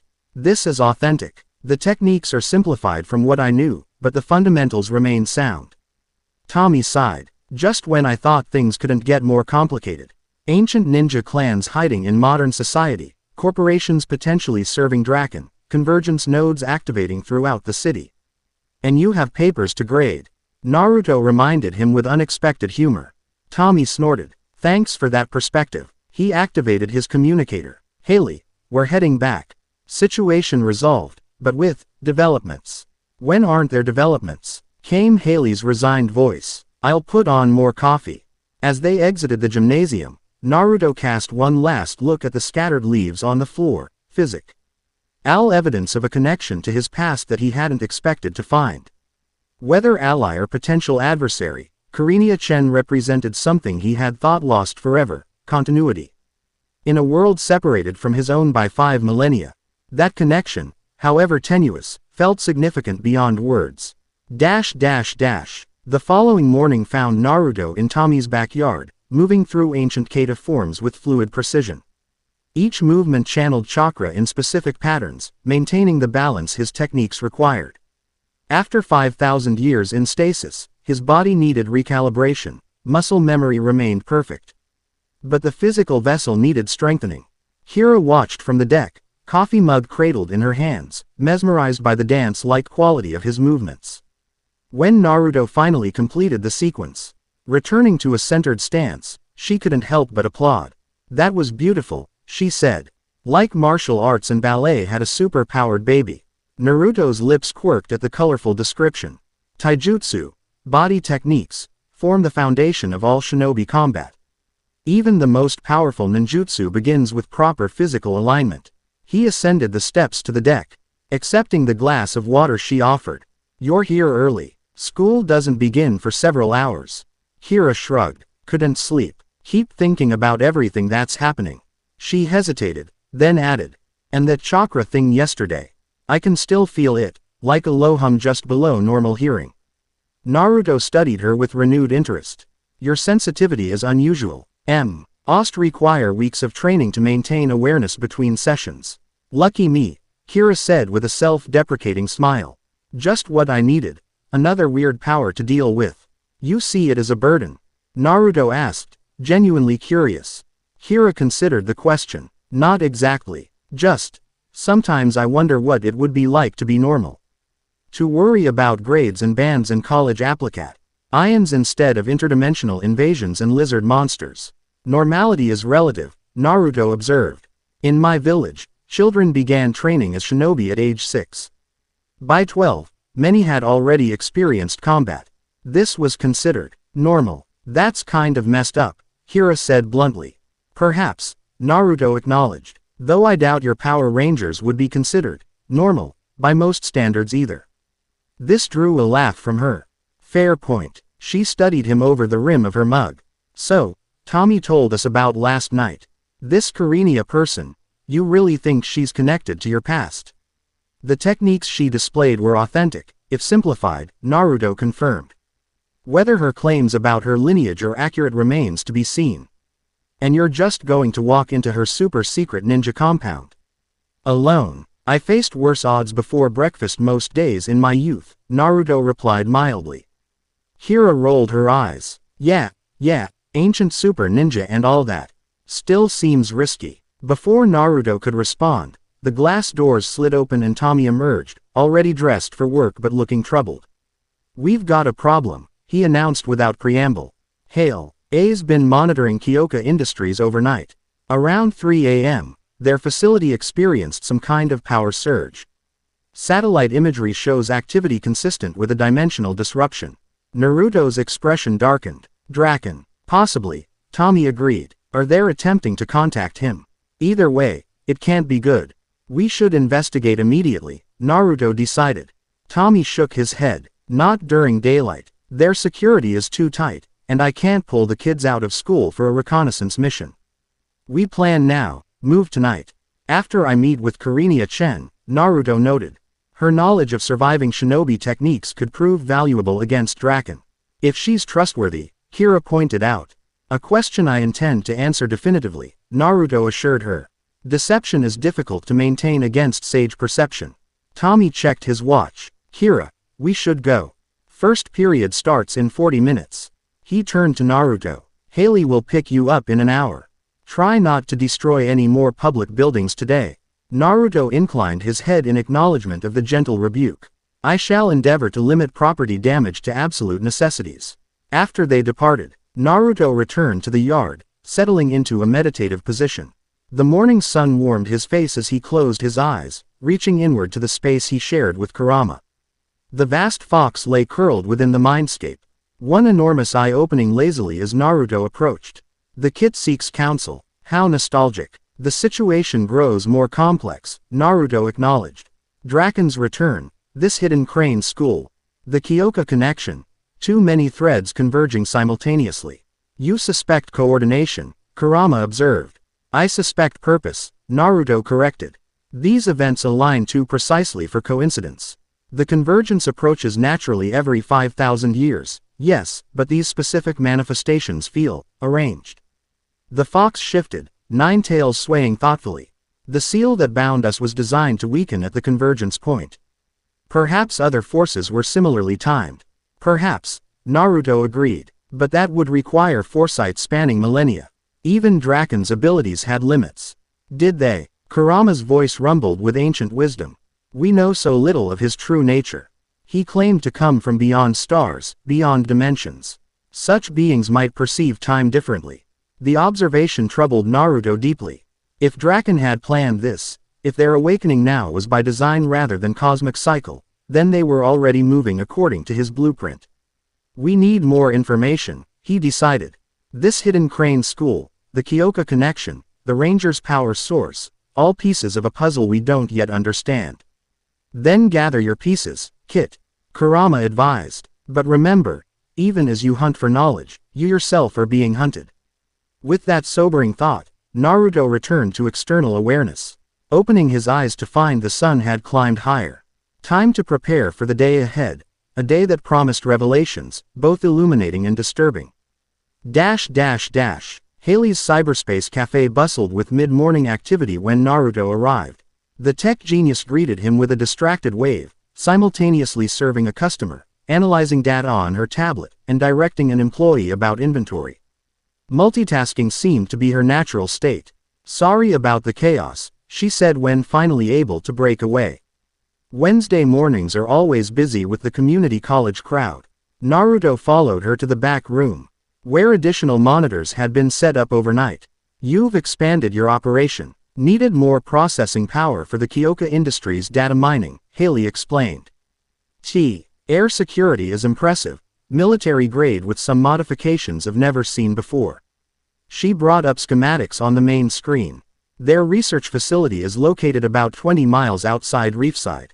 Official purpose is advanced biomedical research, but their energy consumption is off the charts, more consistent with particle physics experiments than medical research." Naruto studied the facility layout with professional assessment. Multiple underground levels, restricted access points, sensor arrays covering all approaches. He pointed to a section of the schematic. "This area shows different construction, older foundation." Haley zoomed in on the indicated section. "You're right. According to county records, there was a previous structure at that location, some kind of religious retreat built in the 1920s. Kyoka Industries acquired the property 15 years ago, demolished most of it, but apparently kept that section. Or built around something they couldn't remove, Naruto suggested. Before Haley could respond, her computer chimed with an incoming video call. She accepted, and Tommy's face appeared on screen. Just checking in, he said. Any developments? We were just analyzing the Kyoka facility, Haley reported. Naruto spotted an anomaly in the construction, an older section they built around rather than removed. Tommy frowned. That's odd. What would a biotech company want with a century-old structure? Perhaps nothing to do with the structure itself, but its location, Naruto suggested. Sacred sites often maintain significance across centuries, sometimes millennia. Like the Convergence Temple beneath the school, Tommy realized. Naruto nodded. Precisely. In my era, we recognized hundreds of chakra nexus points throughout the LA. Places where natural energy gathered or dimensional barriers thinned naturally. If this location marks such a point, they could be using it to facilitate contact with Draken, Haley finished. That would explain last night's energy surge. Tommy's expression grew more concerned. I'll have the Rangers ready for tonight's reconnaissance. Just basic observation, no engagement unless absolutely necessary. Agreed, Naruto said. Information must precede action. After Tommy signed off, Haley turned to Naruto with unexpected academic enthusiasm. While we're waiting, would you mind if I asked you some questions about your abilities? The energy readings I've collected are fascinating, but I don't fully understand the principles behind them. Naruto found her scientific curiosity oddly refreshing. In his time, chakra techniques were closely guarded secrets, passed from master to student with reluctance and reservation. Haley's approach, open inquiry, systematic analysis, represented a different kind of wisdom. Ask, he invited, settling into a chair. Though I may not have scientific terminology equivalent to yours. Let's start with basics, Haley suggested, activating a recording program.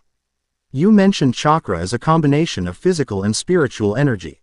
How exactly do those energies combine? Is it a chemical process, quantum interaction, or something else entirely? For the next several hours, Naruto found himself engaged in the most thorough theoretical discussion of chakra mechanics he'd ever experienced. Haley's questions were precise, insightful, occasionally challenging his own understanding of techniques he'd used for decades without deep analysis. The exercise proved surprisingly enjoyable, a mental spar as stimulating as any physical training. So the shadow clone technique actually divides your chakra equally among the copies, Haley summarized, making notes. And when they disperse, their experiences and residual chakra return to you. That's how you can train exponentially faster than normal. Correct, Naruto confirmed, though the mental strain increases with each clone. Most shinobi could maintain perhaps 2 or 3 simultaneously. At my peak, I could create thousands, though with diminishing effectiveness. Haley looked up sharply. Thousands. The energy requirements would be astronomical. Naruto's expression turned reflective. My reserves were always unusual, even before Kurama and I reached our understanding. The nine-tailed fox, Haley recalled. You mentioned it's a separate entity that shares your consciousness. Is it sentient? Very much so, Naruto replied, amused at her careful phrasing. And likely listening to this conversation with his usual disdain for human curiosity. Tell the female I find her marginally less annoying than most of your species, Kurama commented within his mindscape. He says hello, Naruto translated diplomatically. Haley's expression brightened with scientific excitement. Amazing. A dual consciousness within a single physiological system. The neural architecture must be incredibly complex. The arrangement is more spiritual than physical, Naruto explained. Though there are physical manifestations when I draw on his chakra directly. As if on cue, his communicator activated with an alert tone. Haley immediately checked her computer, concern replacing academic interest. Energy signature detected at the high school, she reported. Similar pattern to the beacon from last night, but stronger. Naruto rose immediately. Kurinia Chen, most likely. Though earlier than arranged. Should I alert Tommy? Haley asked. Naruto considered briefly. Not yet. This may be a test of my willingness to act independently. Monitor the situation, but allow me to investigate first. Haley looked uncertain. Be careful. We still don't know if she's friend or foe. In my experience, Naruto replied, already moving toward the exit, few were entirely either. The high school grounds were quiet, most students engaged in classes. Naruto approached cautiously, senses extended. The energy signature emanated from behind the gymnasium. A secluded area obscured from the main buildings by mature trees. There he found not Karina-chen, but a simple wooden post driven into the ground. Attached to it was a scroll similar to the one he'd received the previous night. But larger, older. As he approached, he detected subtle security jutsu woven into the parchment.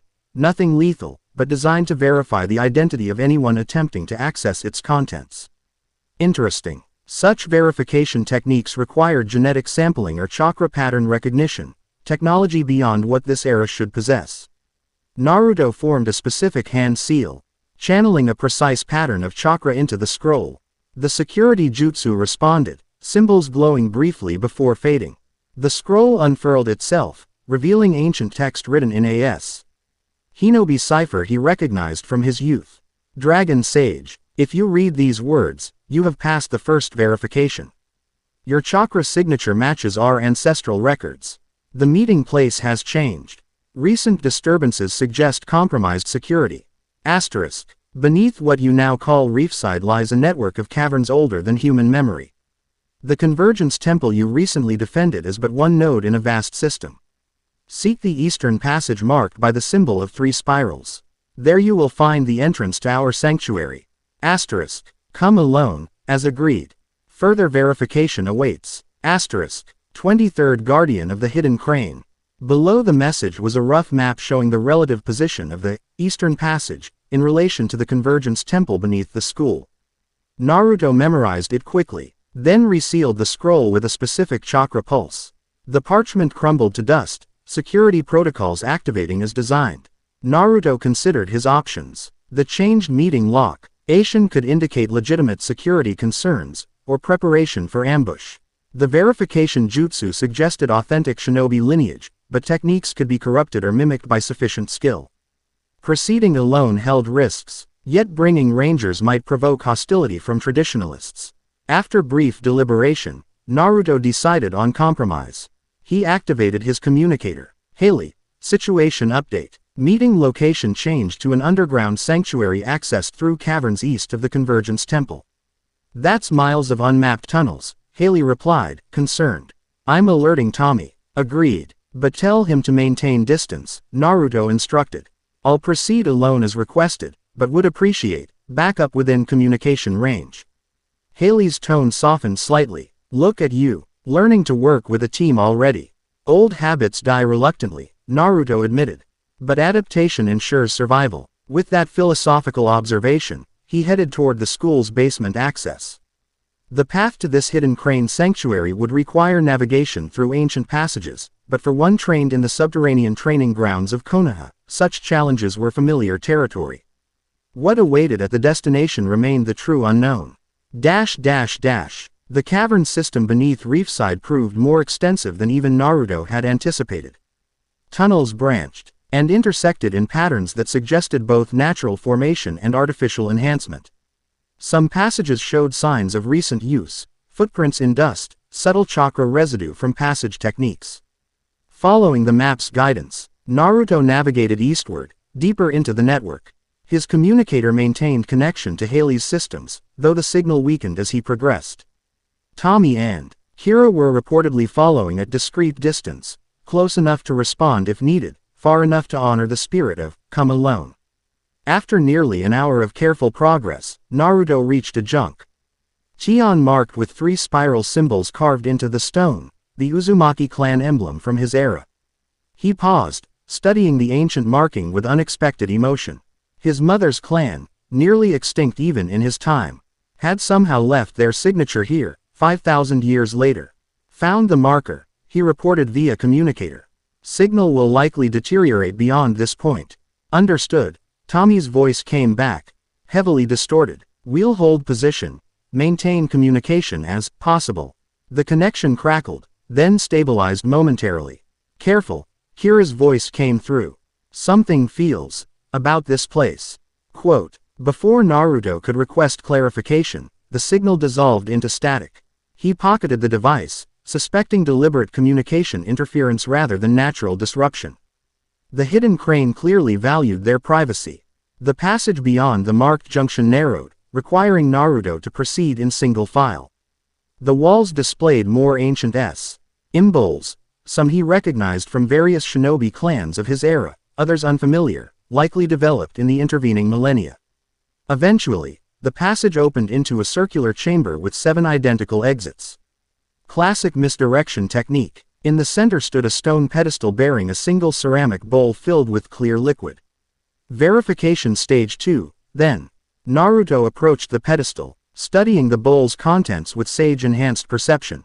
The liquid contained trace chakra elements, a diluted form of what his era would have called essence distillation. Properly activated, it would identify him through blood or chakra sampling. He extended his hand over the bowl, channeling a specific pattern of chakra, the unique signature that had once identified him to Konoha's most secure facilities. The liquid responded, swirling into a spiral pattern, then glowing soft gold. One of the 7 passages illuminated in response, walls glowing with subtle chakra conductors embedded in the stone. Naruto proceeded through this indicated path, alert for additional security measures. The passage descended steeply, switching back on itself multiple times before finally opening into a vast underground space that stopped Naruto in his tracks. Before him spread what appeared to be a complete traditional Japanese village, preserved as if plucked directly from his era. Wooden bawil, dings with tiled roofs lined stone-paved streets. Paper lanterns cast warm light across the scene. A stream ran through the center, feeding small gardens and decorative pools. Above, the cavern ceiling had been treated with some luminescent substance that mimicked daylight, complete with the gradual color shift of passing hours. Most striking of all were the people, perhaps 100 individuals dressed in traditional garments, moving about their daily activities with the disciplined efficiency he recognized from shinobi communities. Some practiced martial forms in designated areas. Others tended gardens or instructed children. Guards in specific positions maintained watchful vigilance, immediately noting his arrival. The Hidden Crane School was not merely a dojo or training facility. It was an entire preserved society. "Impressive, isn't it?" came Karinia's voice from beside him. Naruto managed not to show surprise at her silent approach, a feat few had accomplished in his prime. "You've maintained more than techniques," he observed. "You've preserved a way of life." Karinia nodded, satisfaction evident in her expression. "The surface world changes, evolves, forgets. We remember." She gestured for him to follow. "The council awaits. They will verify your identity and purpose." As they walked through the village, Naruto noted details that spoke to both preservation and adaptation. Traditional architecture incorporated subtle modern elements, climate control disguised as decorative features, security systems integrated into ancient designs. The residents watched him with undisguised curiosity, some bowing respectfully, others maintaining cautious distance. "How many know of this place?" Naruto asked. "Only those born to it, with rare exceptions," Karinia replied. "We maintain surface identities. Of course, jobs, credentials, digital presence. I myself teach martial arts at a respected academy in Reefside. Others work as doctors, engineers, teachers. We operate in both worlds, belonging fully to neither." The statement carried a weight of isolation Naruto recognized all too well from his youth. A difficult balance to maintain. "Necessary," Karinia countered. "After the cataclysm, those who survived understood the importance of remembrance. Each generation takes the oath to preserve what was, to prepare for what comes." They approached the largest structure in the village, a traditional council hall elevated on stone foundations. Guards at the entrance performed specific hand seals in recognition of Karinia's approach. She responded with complimentary gestures. A silent authentication protocol Naruto recognized as a simplified version of Anbu identification sequences. Inside, the hall was arranged in traditional style, tatami flooring, low tables, cushioned seating. At the far end, elevated slightly, sat 5 elders of varying ages, 3 men and 2 women, all dressed in formal ceremonial robes. "The Council of 5, Karinia introduced with a formal bow, our governing body and keepers of the most sacred techniques. Naruto bowed with appropriate formality, noting the subtle chakra signatures of each elder. Despite their advanced ages, all maintained significant power, different from ranger energy, different even from what he recalled of civilian shinobi, but substantial nonetheless. The central figure, a white-haired man with remarkably clear eyes, spoke first. Uzumaki Naruto, the dragon sage of legend. His voice carried the weight of authority without arrogance. I am Hisashi Chen, 22nd generation guardian and council leader. Karinia's father, Naruto guessed, noting the shared surname. A slight smile. Grandfather. The position of guardian passes not by direct lineage but by aptitude. Naruto inclined his head in acknowledgement. Your preservation efforts are impressive, Chen-sama. Few would have maintained such continuity across millennia. Necessity, not accomplishment, the elder replied. When the cataclysm came, when the convergence tore reality asunder, only fragments remained. Our ancestors, students of various traditions, survivors from different clans, banded together with a single purpose, to preserve what knowledge remained for the day of return. One of the female elders, younger than Hisashi but still white-haired, leaned forward. The prophecy was specific. When the dragon sage awakens, the world eater follows. The convergence returns, and choice must be made anew. Naruto's expression remained neutral, though inwardly he processed this information with growing concern. This prophecy, it speaks of choice. What choice? The elders exchanged glances. Hisashi nodded, and another elder, a man with a distinctive scar across his left cheek, rose and approached a concealed alcove.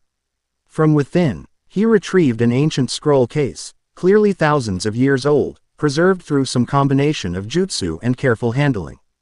This, Hisashi explained, is the first testimony, written by Sarutobi Konohamaru. Last surviving student of the Dragon Sage, in the aftermath of the cataclysm. Naruto couldn't entirely conceal his reaction to that name. Konohamaru, the enthusiastic child who had followed him around Konoha, declaring himself rival and successor. The young man who had grown into a respected jonin.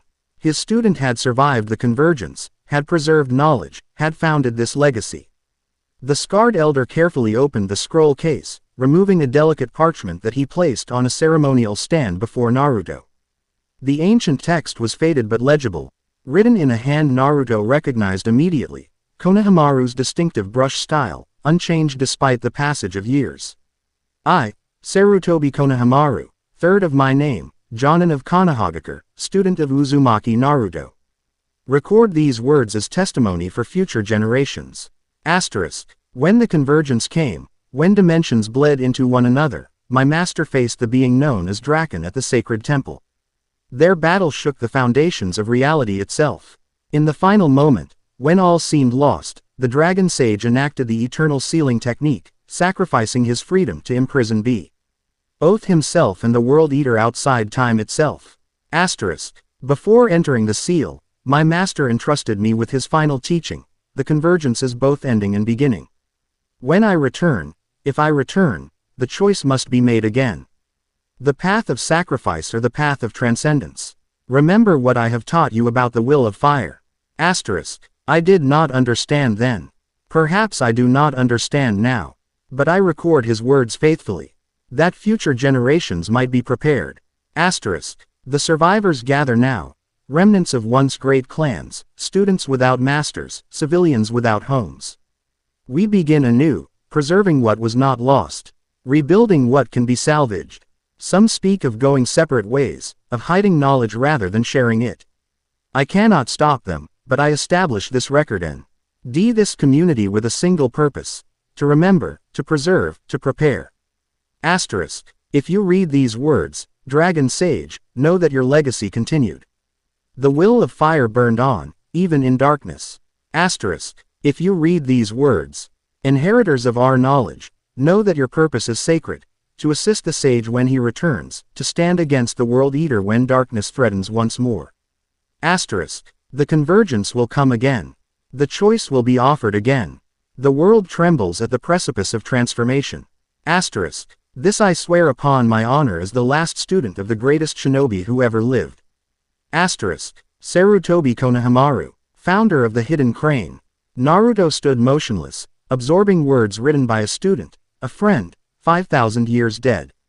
Emotions he had carefully controlled sin. CE awakening threatened to surface. Grief for a world lost, gratitude for legacy preserved, pride in Konohamaru's strength of character.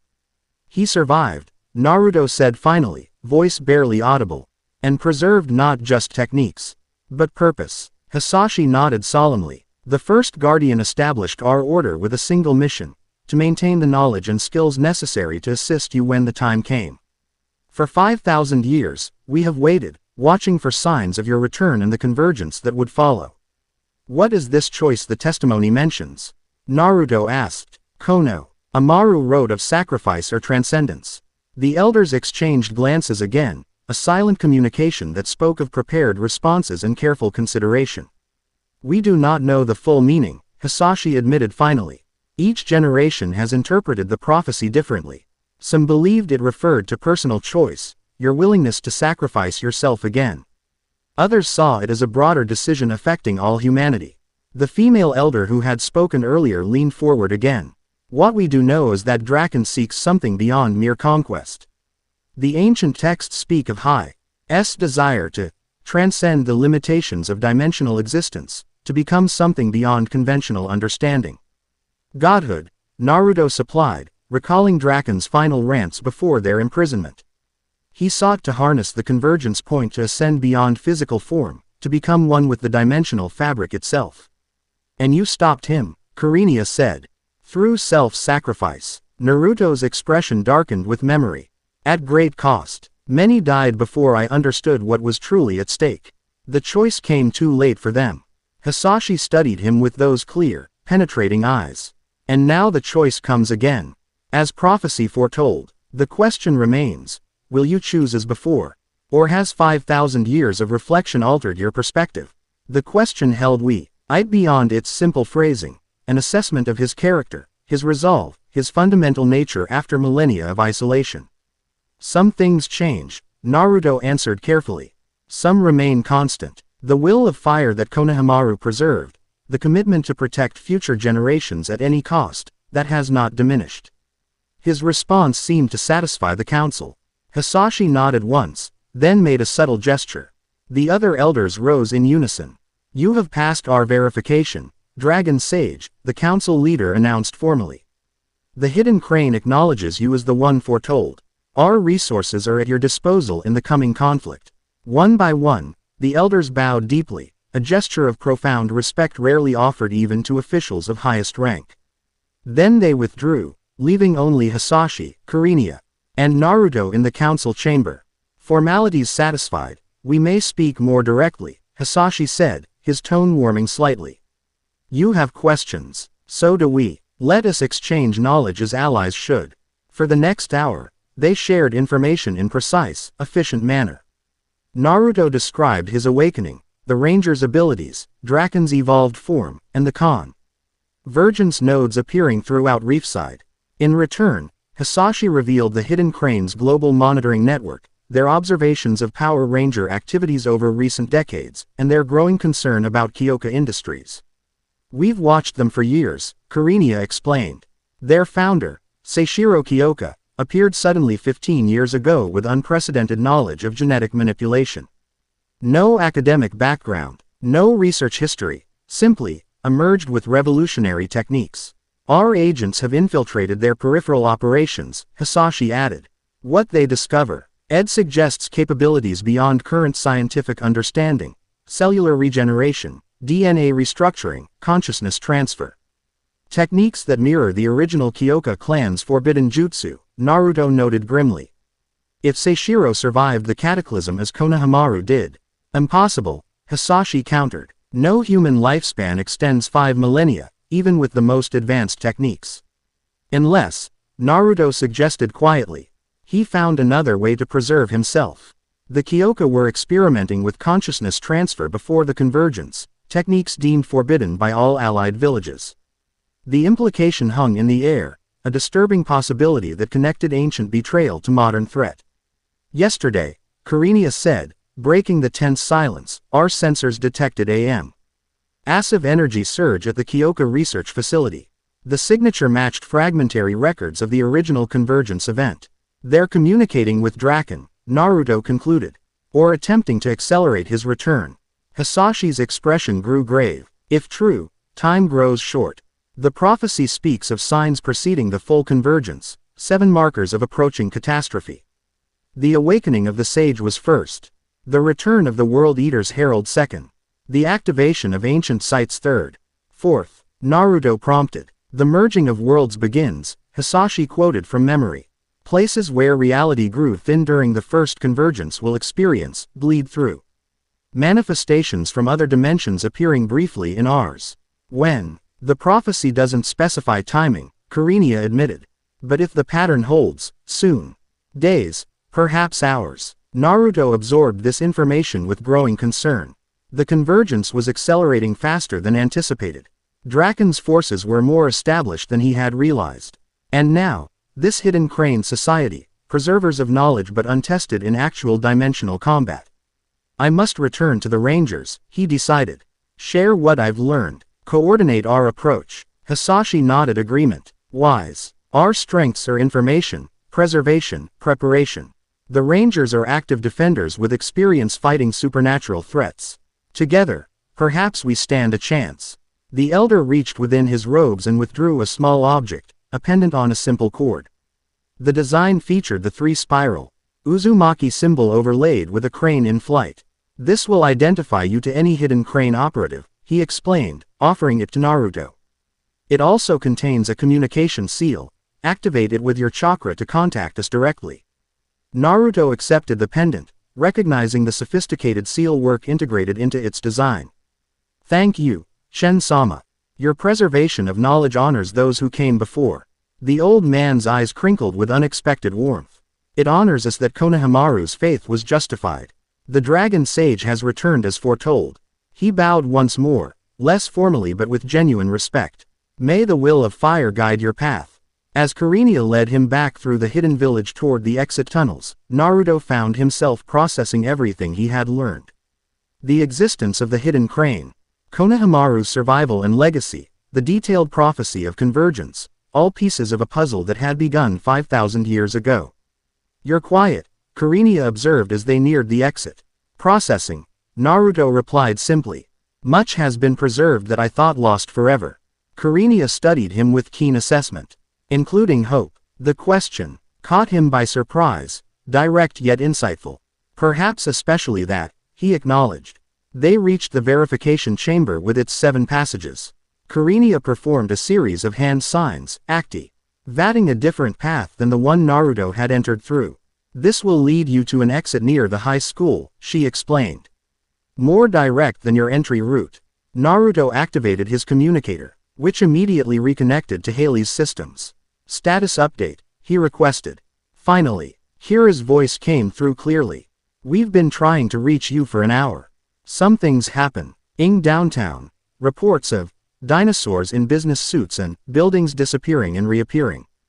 The 4th sign, Naruto said grimly. The merging has begun. Kurinia's expression sharpened. You should go. We'll monitor from our end. Deploy observers to document the phenomena. Naruto nodded agreement. Have your people maintain distance. These manifestations can be unpredictable, dangerous. We've trained for this moment for generations, sage, Kurinia reminded him, a hint of pride entering her voice. The hidden crane stands ready. With a final respectful nod to this unexpected connection to his past. Naruto departed through the indicated passage, moving swiftly toward the surface world and the new crisis unfolding there. Behind him, the hidden village continued its ancient routines. 5,000 years of preparation now finding purpose as prophecy unfolded into reality. Chapter 2 and Chapter 3, The Dragon's Teachings. So, you're telling me there's been a secret NJA society hiding under Reefside for 5,000 years, and their sole purpose is to help you fight an interdimensional dragon man who wants to become a god. Connor McKnight raked his fingers through his hair, eyes wide with disbelief. And I thought finding out Drive was every Power Ranger ever was a bombshell. The Dino Thunder team had gathered in Tommy's basement command center following Naruto's return from the hidden crane sanctuary. Outside, Twilight descended on Reefside, but none present paid attention to the fading light. Their focus remained fixed on the ancient shinobi as he recounted his discoveries. Not exactly under Reefside, Naruto corrected, his tone measured as always. Their central sanctuary exists within a pocket dimension anchored to the cavern system, a specia. Lized space-time technique designed to hide from conventional detection. Ethan whistled, impressed despite his scientific skepticism. A pocket dimension, like actual manipulation of space-time.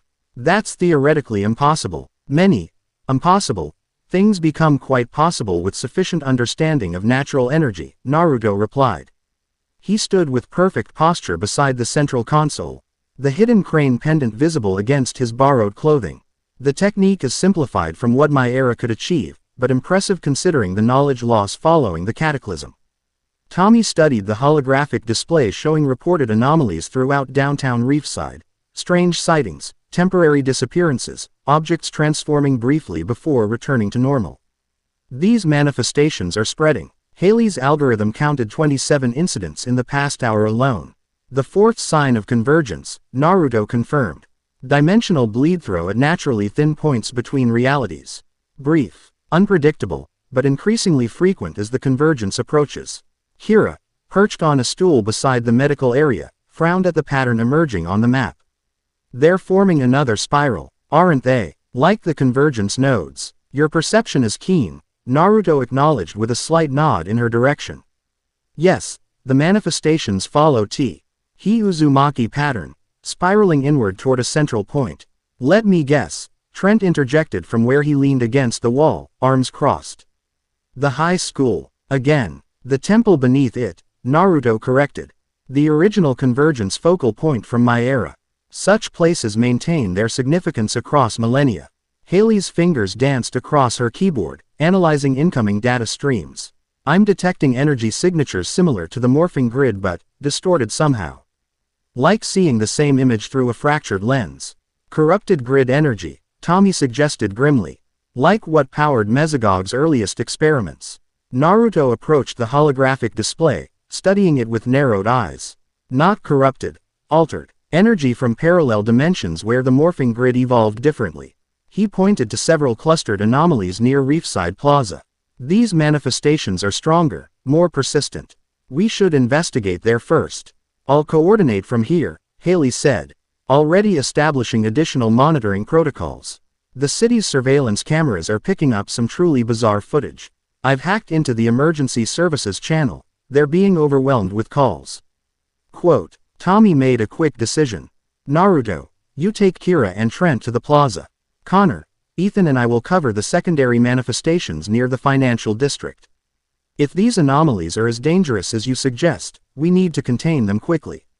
Naruto nodded agreement. We should move swiftly. The longer these realities overlap, the greater the damage to the dimensional barriers. What exactly are we looking for? Kira asked, sliding off her stool and grabbing her jacket. Anything that doesn't belong, Naruto replied simply.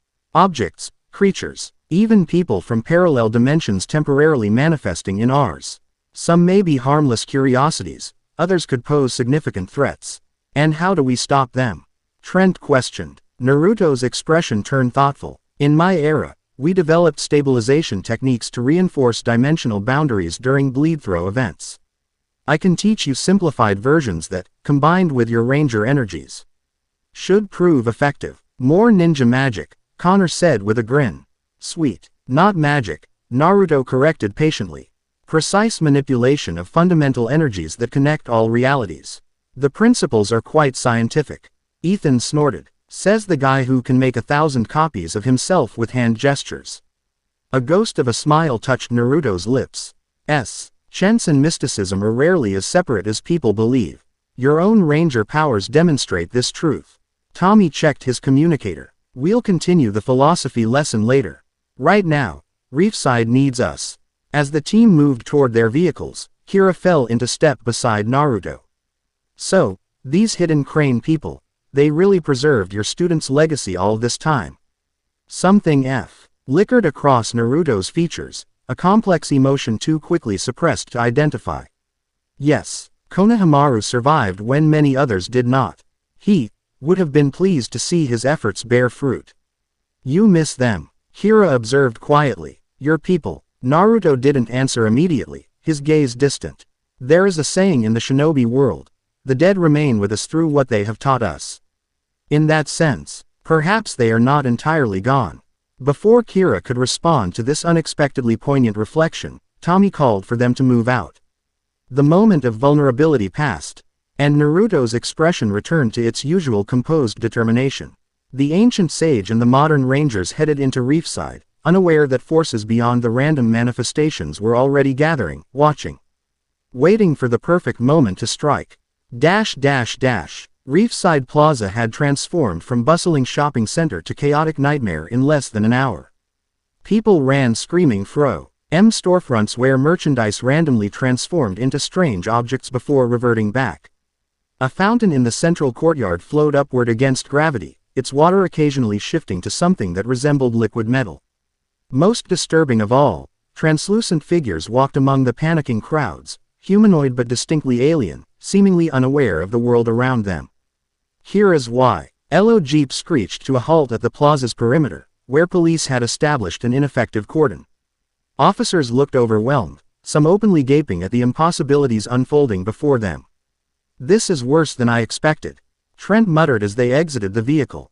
Naruto surveyed the scene with sage-enhanced perception, his eyes briefly flashing gold.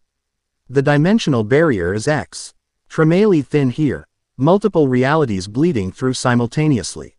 A police officer approached them, expression harried. You kids need to stay back. We've got some kind of situation.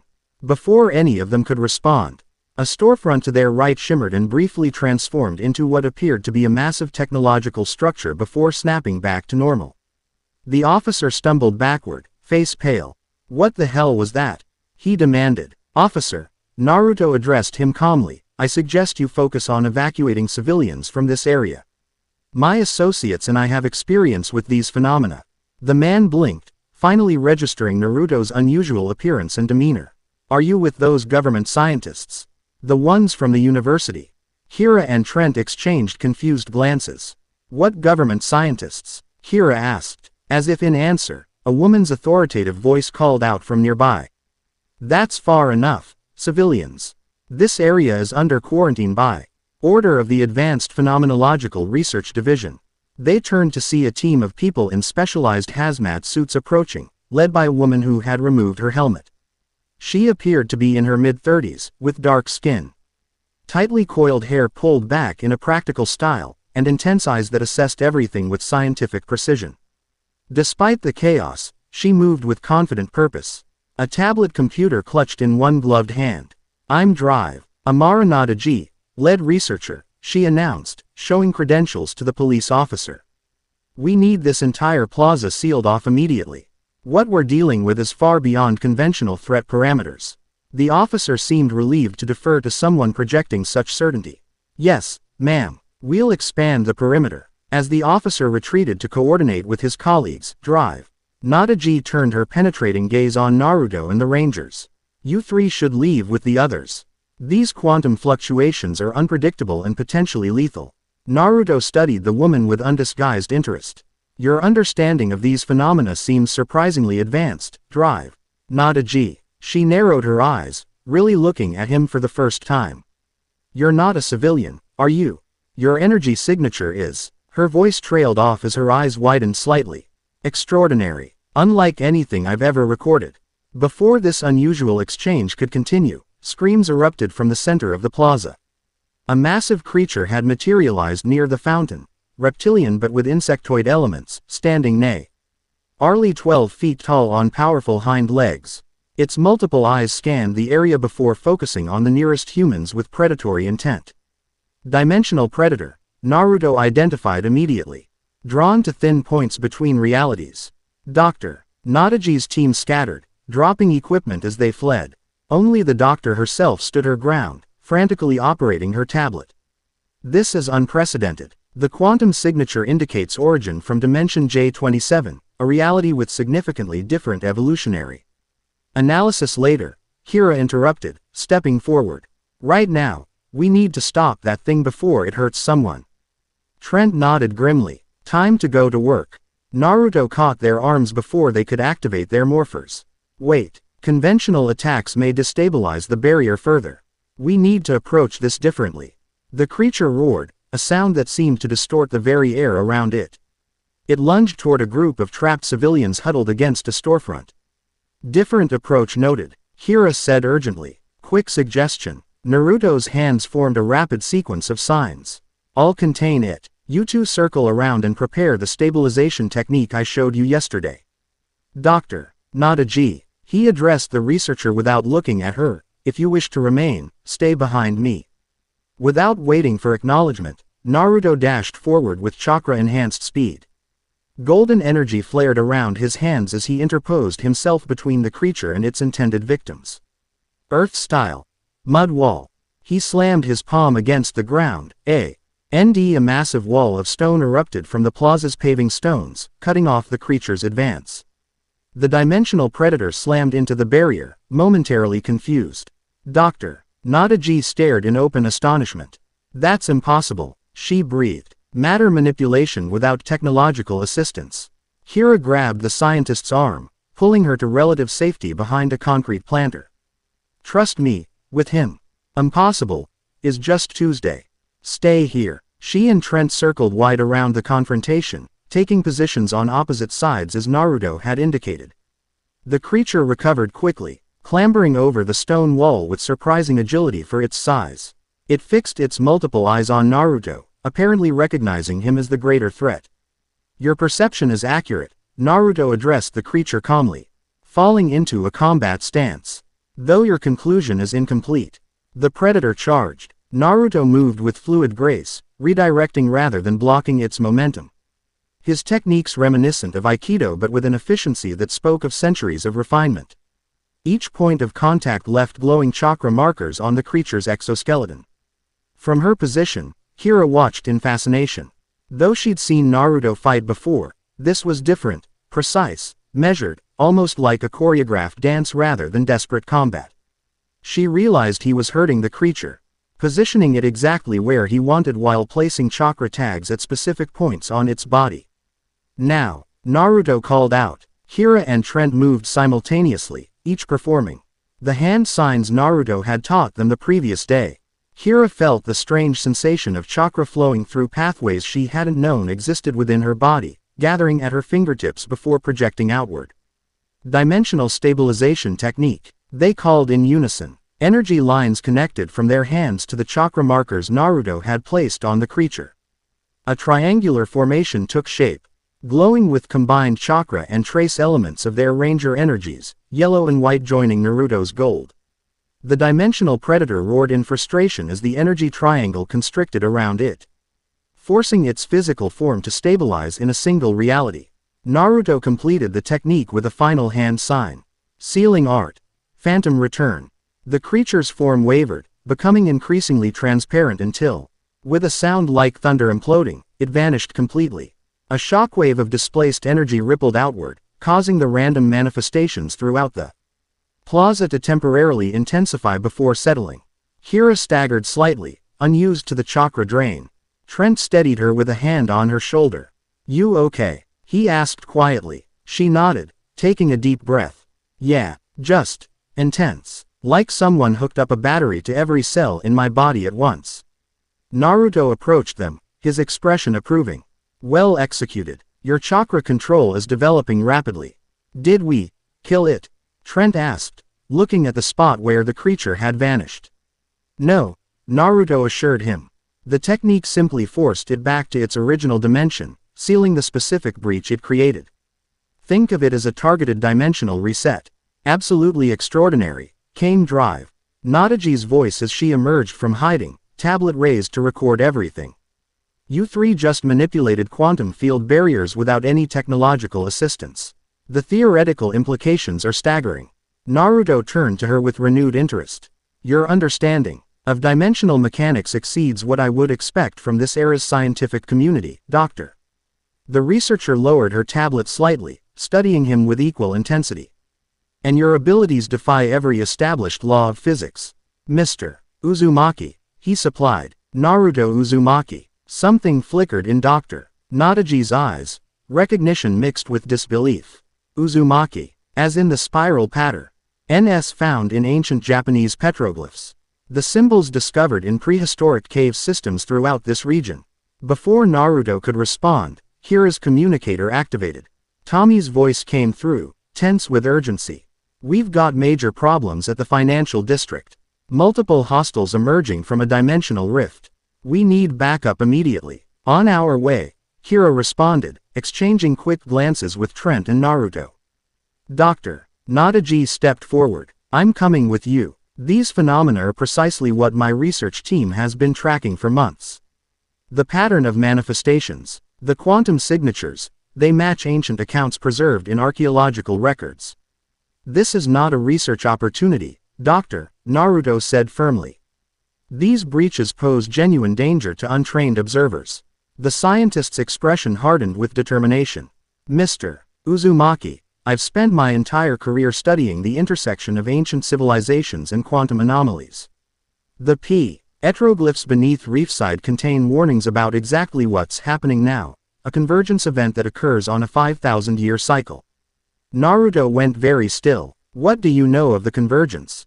Enough to recognize that you're somehow connected to it, she replied without hesitation. Your energy signature matches patterns depicted in rock carvings carbon dated to approximately 3000 BCE. Kira interrupted this increasingly tense exchange.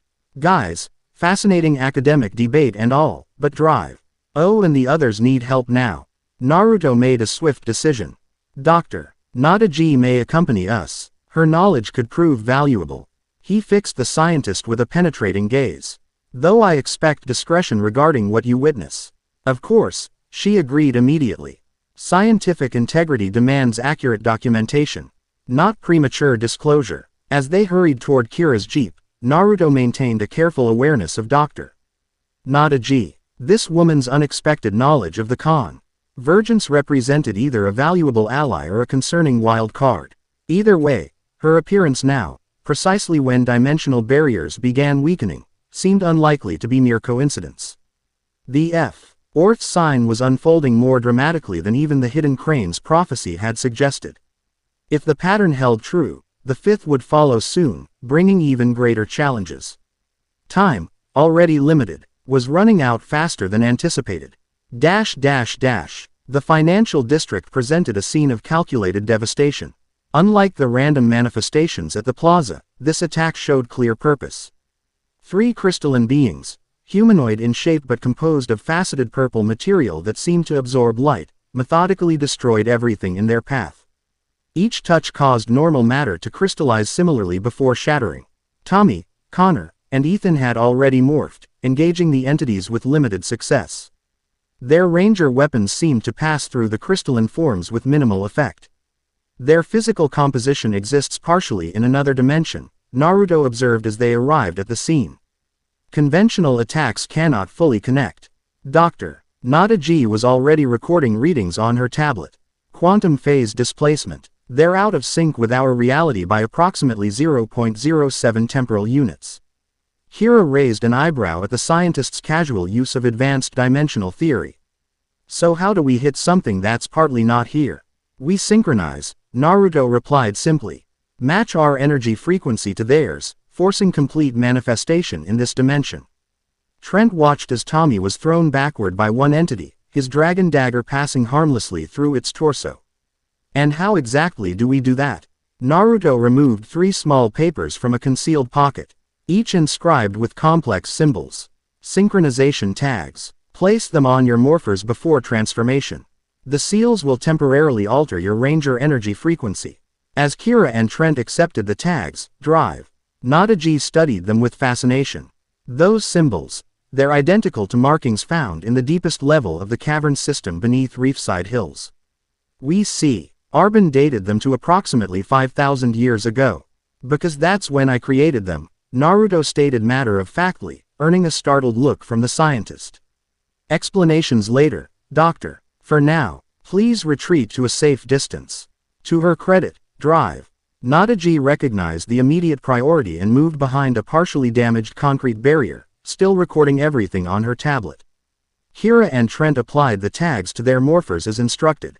The paper seals seemed to melt into the devices, causing them to briefly glow with golden energy before returning to normal appearance. Dino Thunder, power up!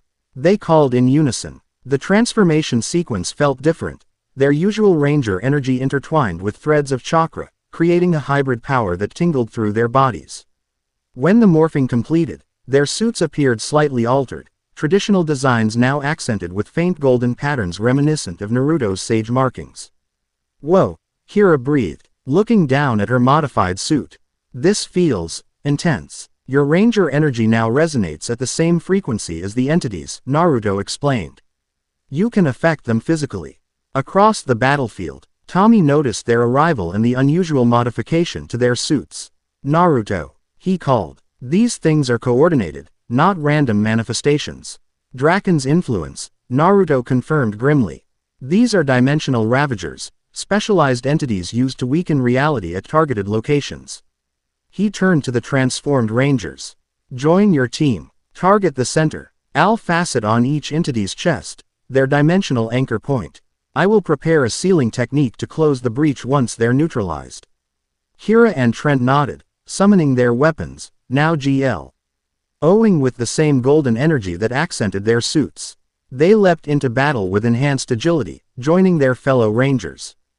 Guys, Kira called out, aim for the center of their chests. And take these. She tossed synchronization tags to Tommy, Connor, and Ethan, who quickly applied them to their morphers. Their suits immediately transformed with the same golden accents, weapons glowing with combined energy.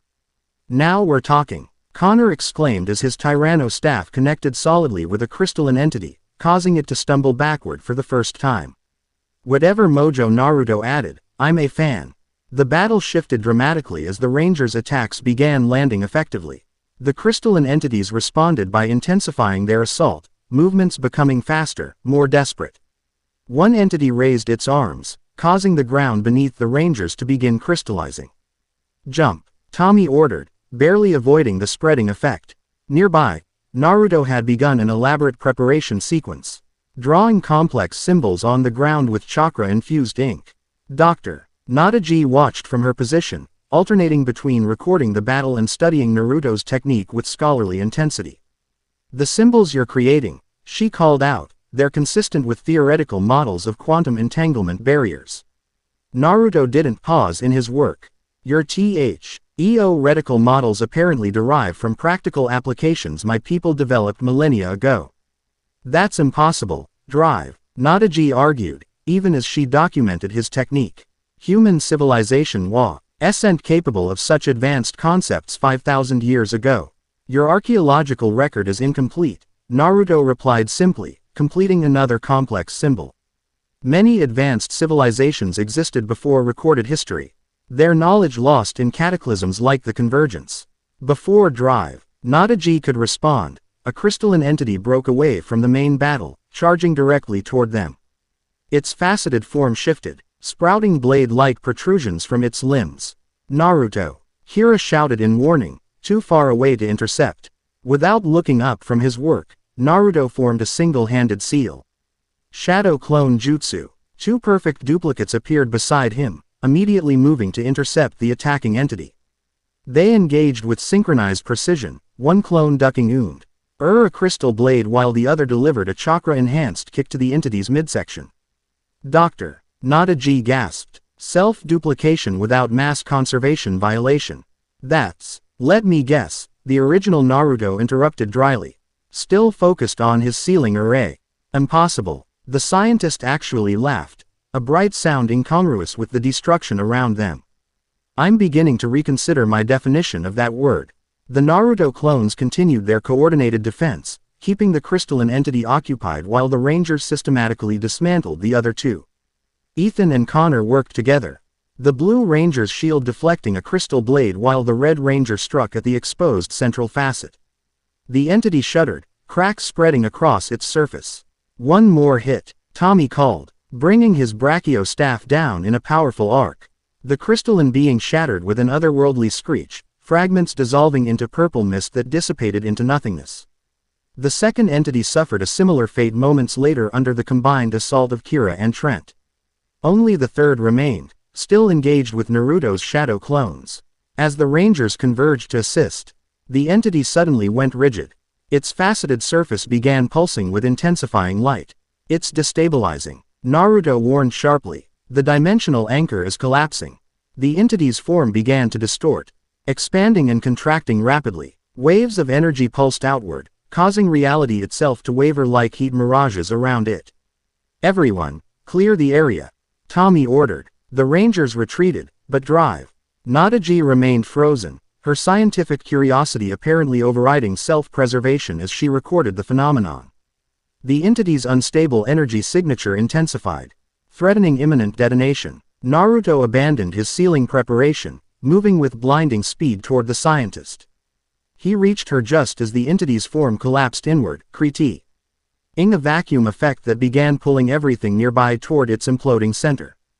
Dimensional collapse. Doctor, Nadaji exclaimed, still recording even as she was dragged toward the phenomenon. A localized singularity event. Naruto grabbed her around the waist, channeling chakra to his feet to maintain position against the increasing pull. Your scientific enthusiasm is admirable if poorly timed, Doctor. The collapsing entity transformed into a swirling vortex of purple and black energy, a miniature dimensional rift that grew with each second. Debris from the damaged buildings flew into the anomaly, disappearing completely. We need to close that breach before it expands, Tommy called out over the roaring wind. Naruto glanced at his partially completed sealing array, now being torn apart by the vortex's pull. The standard technique is compromised. We need an alternative approach. His gaze fell on Kira, remembering how her sound-based powers had disrupted the portal beneath the school. Yellow Ranger, your sonic abilities, they can disrupt dimensional frequencies. Kira nodded understanding, summoning her Terra grips. What frequency? Match your Ranger energy to the resonance of the rift, Naruto instructed. Still holding Drive, Nadaji securely against the vortex's pull. Feel the disruption pattern and counter it. Kira took a deep breath, focusing as Naruto had taught her during their chakra training. She could sense the dimensional rift's vibration, discordant, chaotic, but with an underlying pattern. Channeling both her Ranger energy and the newly awakened chakra, she released her Terra scream directly at the vortex. The sound waves visibly distorted the air, carrying golden energy that intersected with the purple swirl of the dimensional breach. For a moment, nothing happened. Then the vortex's rotation stuttered, its edges wavering. It's working, Ethan called out. The dimensional readings are stabilizing. More power, Naruto directed. Rangers, channel your energy through her. Tommy moved first, placing his hand on Kira's shoulder. Focus, Kira, we're with you. One by one, the other Rangers joined, forming a circuit of power that flowed into Kira.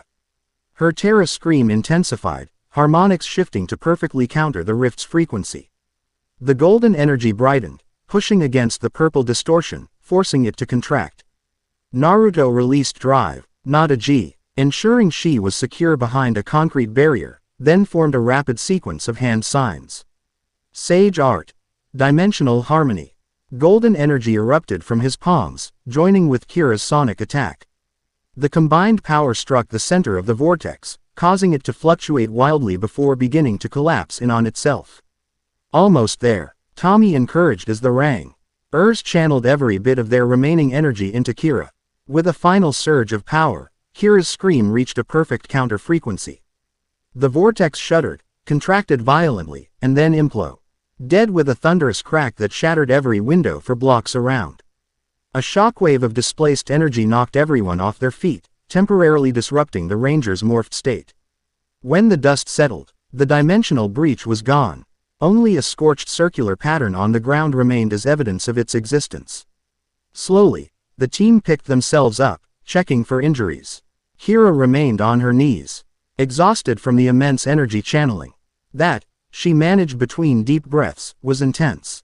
Naruto approached, offering his hand to help her up. Your natural AFF. Inity for sound-based chakra is remarkable. Few could have achieved such precise frequency matching on their first attempt. Kira accepted his assistance, swaying slightly as she stood. Thanks, but I think I'll stick to regular concerts for a while. Dimensional harmonics are a bit outside my usual setlist. Tommy joined them, his ranger suit flickering briefly before stabilizing. The entities are neutralized. But what about the other manifestations throughout the city? The random phenomena should stabilize temporarily, Naruto explained. These ravagers were creating artificial thin poi NTS to accelerate the natural convergence process. With them eliminated, we've gained some time. Dr. Nadaji emerged from her shelter, tablet still clutched protectively against her chest. Her express, Sion combined scientific excitement with genuine awe. What I just witnessed changes everything, she declared. The theoretical models my team developed based on archaeological evidence, they're not theoretical at all. They're historical records. Naruto studied the scientist with renewed interest. Your research, it focuses specifically on the convergence phenomenon. Not initially, she admitted. I began as a conventional paleontologist studying prehistoric migration patterns. But 3 years ago, my team discovered cave systems beneath reefside hills containing petroglyphs unlike anything in the archaeological record. She activated her tablet, displaying images of ancient carvings that made Naruto go very still. The symbols were unmistakable, sealing arrays from his era, preservation techniques. Warnings about the convergence cycle. These depict a catastrophic event occurring approximately 5,000 years ago, Dr. Nadaji continued, scrolling through the images. According to our translations, a thinning between worlds caused massive geological upheaval, followed by what appeared to be mythological references to the Dragon Sage and the World Eater. The Rangers exchanged significant glances. Tommy stepped forward. Dr. Nadaji, I think we should continue this conversation somewhere more secure. Your knowledge could be valuable to understanding what's happening now. The scientist looked around at the devastated financial district, then back at Naruto, her expression thoughtful. Mr. Uzumaki isn't simply named after the spiral symbol, is he? He's the original. Naruto met her gaze directly. As I said, Doctor, explanations later. For now, we should depart before authorities arrive with questions none of us wish to answer. As if on cue, sirens wailed in the distance, growing closer. The Rangers quickly gathered their equipment while Naruto used a simple earth technique to obscure the distinctive scorch pattern left by the dimensional rift. Dr. Nadaji watched him manipulate matter with apparent ease, her scientific mind visibly processing the implications. 5,000 years, she murmured. The cycle in the petroglyphs. It wasn't metaphorical at all. Few ancient warnings are, Naruto replied quietly. Though many are misinterpreted by subsequent generations. As they departed the scene, Naruto maintained a careful awareness of the scientist. Her unexpected knowledge represented both opportunity and complication. If her research had identified convergence patterns independently, others might have done the same. Including those who would seek to exploit rather than prevent what was coming. Tommy's living room had never hosted such an eclectic gathering. The Rangers, still in civilian form but battle-worn, occupied various seats around the space. Haley worked at her mobile command station, analyzing data from the day's encounters. Dr. Nadaji stood before the holographic display, comparing her archaeological findings with Haley's energy readings. And Naruto, ever the observer, maintained a position that allowed him to monitor everyone while remaining near the exit, a shinobi habit 5,000 years hadn't erased. The correlation is undeniable, Dr. Nadaji was saying, gesturing to overlapping pattern displays. The energy signatures from today's manifestations match frequencies depicted in these petroglyphs. What ancient peoples recorded through symbolic representation, were now measuring with quantum field analyzers. Which suggests they had similar measurement capabilities, Haley noted, just expressed through different methodologies. Dr. Nadaji nodded eagerly. Exactly. What if ancient civilizations understood dimensional mechanics but conceptualized them through spiritual or mystical frameworks rather than mathematical ones? They did, Naruto confirmed simply. Though the distinction between science and spirituality was less defined in my era. The room fell silent as everyone turned to him. Dr. Nadaji's expression reflected the internal struggle between scientific skepticism and the evidence literally standing before her. Your era, she repeated carefully. You claim to be from 5,000 years ago. I don't claim, Naruto corrected. I am. Tommy intervened before the conversation could become confrontational. Dr. Nadaji. Amara. What you've witnessed today goes beyond conventional scientific paradigms. We're dealing with forces that blur the lines between ancient and modern, mystical and technological. The Power Rangers themselves are evidence of this intersection, Haley added. Their abilities derive from what we call the morphing grid, an energy field that traditional science can't fully explain. Dr. Nadaji took a deep breath, visibly reorganizing her thoughts. I've studied anomalous archaeological findings for 15 years. I've been laughed out of academic conferences for suggesting advanced civilizations existed before recorded history. And now, she looked directly at Naruto. Now I'm standing in a room with living proof. Naruto inclined his head slightly. Your research led you to more truth than you realized, Doctor. So these manifestations, she continued, processing rapidly, they're part of a cyclical convergence between dimensions that occurs every 5,000 years. The same event depicted in the petroglyphs. Correct, Naruto confirmed, though this cycle is being artificially accelerated by outside forces. The natural convergence would typically unfold over months, not days. Draken, Tommy explained, an interdimensional entity from Naruto's time who seeks to exploit the convergence for his own purposes. Dr. Nadaji absorbed this information with remarkable composure. And these symbols, she indicated patterns in her archaeological data, they're some kind of countermeasure. A method of stabilizing dimensional boundaries. Sealing techniques, Naruto corrected. My clan specialized in their development and application. What you've discovered are likely preservation measures left by survivors after the original cataclysm. The scientist's eyes widened with sudden understanding. The hidden crane, she whispered. Now it was Naruto's turn to look surprised. You know of them. Not directly, she admitted. But among the petroglyphs, one symbol appears repeatedly, a three-pronged spiral combined with a bird in flight. We could never definitively translate its meaning.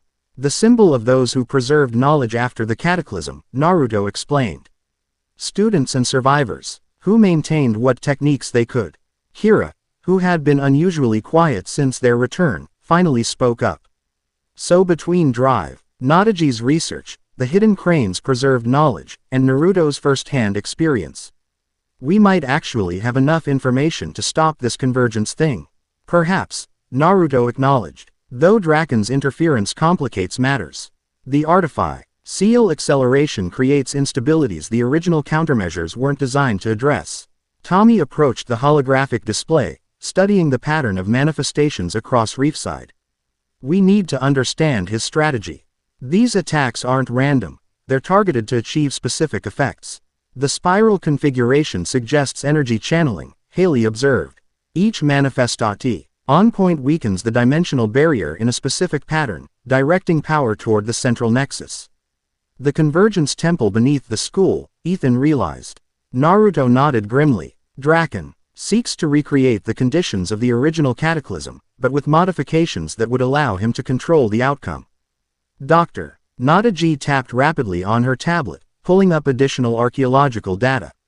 According to the petroglyphs, the original event involved 7 successive stages of dimensional thinning, culminating in what translates roughly as the Great Merging. The 7 signs of convergence, Naruto confirmed. We've witnessed 4 thus far. 3 remain. And what exactly happens during the Great Merging? Connor asked, his usual bravado tempered by genuine concern. Naruto's expression darkened. Complete dimensional collapse. Realities merge chaotically. Laws of physics fail. Existence as you understand it ends. A heavy silence fell over the room as everyone processed the apocalyptic implications. Well, Connor finally said, that's definitely worse than final exams. Despite the gravity of the situation, the comment broke the tension slightly. Even Naruto's lips quirked in brief appreciation of the young ranger's resilience. So how do we stop it? Trent asked, refocusing the discussion. We interrupt the sequence, Naruto explained. Prevent the remaining signs from manifesting, stabilize the affected areas, and ultimately confront Draken directly. And the Kyoka Industries connection? Tommy prompted. Their facility experienced that energy surge right before these manifestations began. They're likely serving as Draken's anchors in this dimension, Naruto theorized. The original Kyoka clan specialized in techniques that bridged biological and spiritual boundaries. Their modern descendants may be using similar methods to facilitate Draken's influence. Dr. Nadaji's expression sharpened with sudden recognition. Kyoka Industries, the biotech research firm. When everyone looked at her, she continued, they approached my university 2 years ago, requesting access to artifacts recovered from the cavern system. Specifically, anything with spiral patterns or dimensional references. What did you tell them? Haley asked. Nothing. Drive. Nadaji replied. Their representative struck me as unsettling. Too rested in potential applications rather than historical significance. She paused, reconsidering. Though in light of today's events, perhaps his interest wasn't purely academic after all. We need to investigate their facility. Tommy decided. If they're actively working to accelerate the convergence, we need to know how and why. Agreed, Naruto said, though such an operation would require careful planning. Their security measures are likely designed specifically to detect energy signatures like mine. Haley turned from her workstation. I've been analyzing their security protocols based on what we've been able to hack. They have conventional systems, motion sensors, guards, cameras, but also something more unusual. Energy detection grids that operate on frequencies similar to the morphing grid. Designed to detect rangers, Tommy concluded. Or other energy manipulators, Naruto added, glancing meaningfully at the hidden crane pendant he wore. So none of us can get in undetected, Kira summarized. Great. Dr. Nadaji cleared her throat. Perhaps not entirely true. My university maintains a research relationship with several divisions of Kyoka Industries. As lead archaeologist, I could request a tour of their facilities to discuss potential collaboration. Too dangerous, Tommy immediately objected. If they're working with Draken, they might recognize your connection to us after today's events. Unlikely, she countered. My team was already on site before you arrived. My interest would appear purely scientific, especially if I bring the kind of archeolo. Jical data they've previously expressed interest in. Naruto considered the suggestion. A reconnaissance mission with plausible academic cover. Potentially valuable, though not without risk. All worthwhile endeavors involve risk, Mr. Uzumaki. Drive. Nadaji replied with surprising intensity. I've spent my career being dismissed for theories that today proved correct. If my research can help prevent this convergence catastrophe, I'm willing to accept certain dangers. Tommy and Naruto exchanged evaluating glances. After a moment, Tommy nodded slightly. Limited reconnaissance only, Naruto stipulated. Observe and document. Do not attempt to access restricted areas or systems without backup. Of course, Drive. Nadaji agreed readily. I'm a scientist, not a spy. And you'll need communication, Haley added. Reaching into her equipment case, she withdrew what appeared to be an ordinary pen. This contains a miniaturized scanner and transmitter.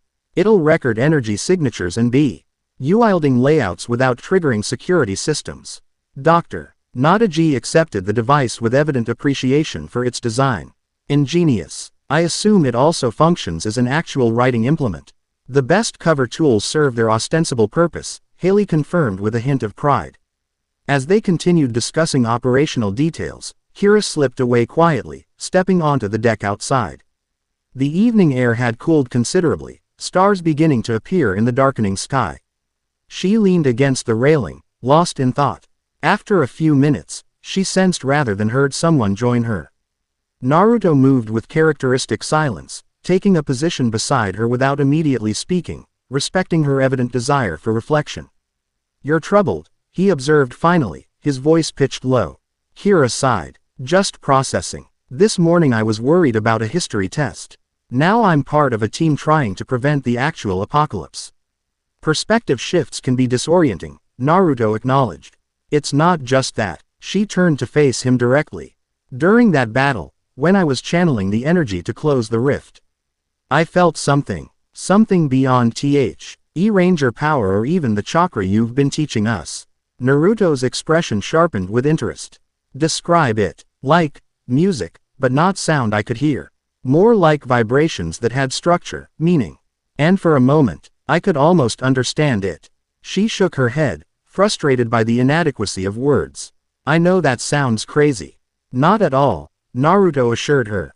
What you're Describing aligns with advanced harmonic perception, a rare ability even among experienced chakra users. So I'm not imagining things. No, your natural affinity for sound-based techniques appears to be evolving into something more fundamental. Naruto turned to gaze at the stars emerging above them.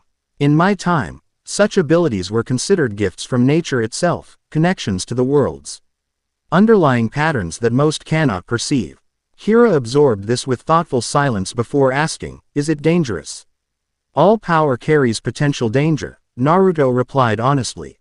"But with proper training, harmonic perception can become an extraordinary asset. The ability to sense dimensional frequencies could prove crucial in the coming conflict." "More training, then," Hira concluded, with a hint of her usual determination returning. Naruto nodded. "If you're willing, though the techniques involved are more advanced than what I've shown the team thus far." "I'm willing," she confirmed without hesitation. "If it helps us stop Draken and save Reefside, I'll learn whatever you can teach." Something in her resolute tone reminded Naruto of another determined young shinobi from long ago, himself, perhaps. Or any of the comrades who had stood against seemingly insurmountable odds with nothing but conviction and the will to protect what mattered. "Then we begin tomorrow," he decided. "Before the others. Dawn meditation to stabilize your perception."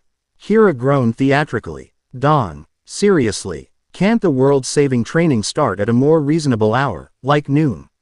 A rare smile touched Naruto's lips. "The natural energy flows are clearest at dawn. But your dedication is noted." "Fine," she conceded with mock resignation. "Dawn it is, but you're providing the coffee." Their conversation was interrupted by Tommy calling them back inside. The planning session had apparently reached actionable conclusions. "Dr. Nadaji will arrange her facility visit for tomorrow afternoon," Tommy informed them as they rejoined the group. "Haley will monitor remotely. The rest of us will focus on containing any additional manifestations that appear." "And training," Naruto added. "The Rangers must continue developing their chakra control. The techniques that succeeded today will be insufficient against stronger dimensional incursions." Tommy nodded agreement. "We'll establish a rotation, school attendance, patrol, training. No one operates alone, and everyone gets rest cycles." "Speaking of which," Haley interjected, "you teenagers have school tomorrow." "It's already past 10, Connor groaned. "Again with the school thing. Can't we just get doctor's notes saying, excused due to preventing dimensional apocalypse?" "Maintaining normalcy provides both cover and stability," Naruto reminded him. "The discipline of routine training serves multiple purposes." Yeah, Connor muttered, gathering his belongings. "Ancient ninja wisdom. Got it." As the Rangers prepared to depart, Nadaji approached Naruto with evident academic excitement barely contained. "Mr. Uzumaki, I have so many questions about your era's understanding of dimensional mechanics. The petroglyphs suggest knowledge far beyond what conventional archaeology attributes to ancient civilizations." "Another time, perhaps," Naruto suggested diplomatically. "Your immediate focus will be preparation for tomorrow's reconnaissance." Though clearly disappointed, the scientist nodded understanding. "Of course. Priorities." She handed him a small data drive. "These are copies of my research findings, the petroglyphs. Translations, carbon dating results. They might help fill gaps in your understanding of what happened after your absence."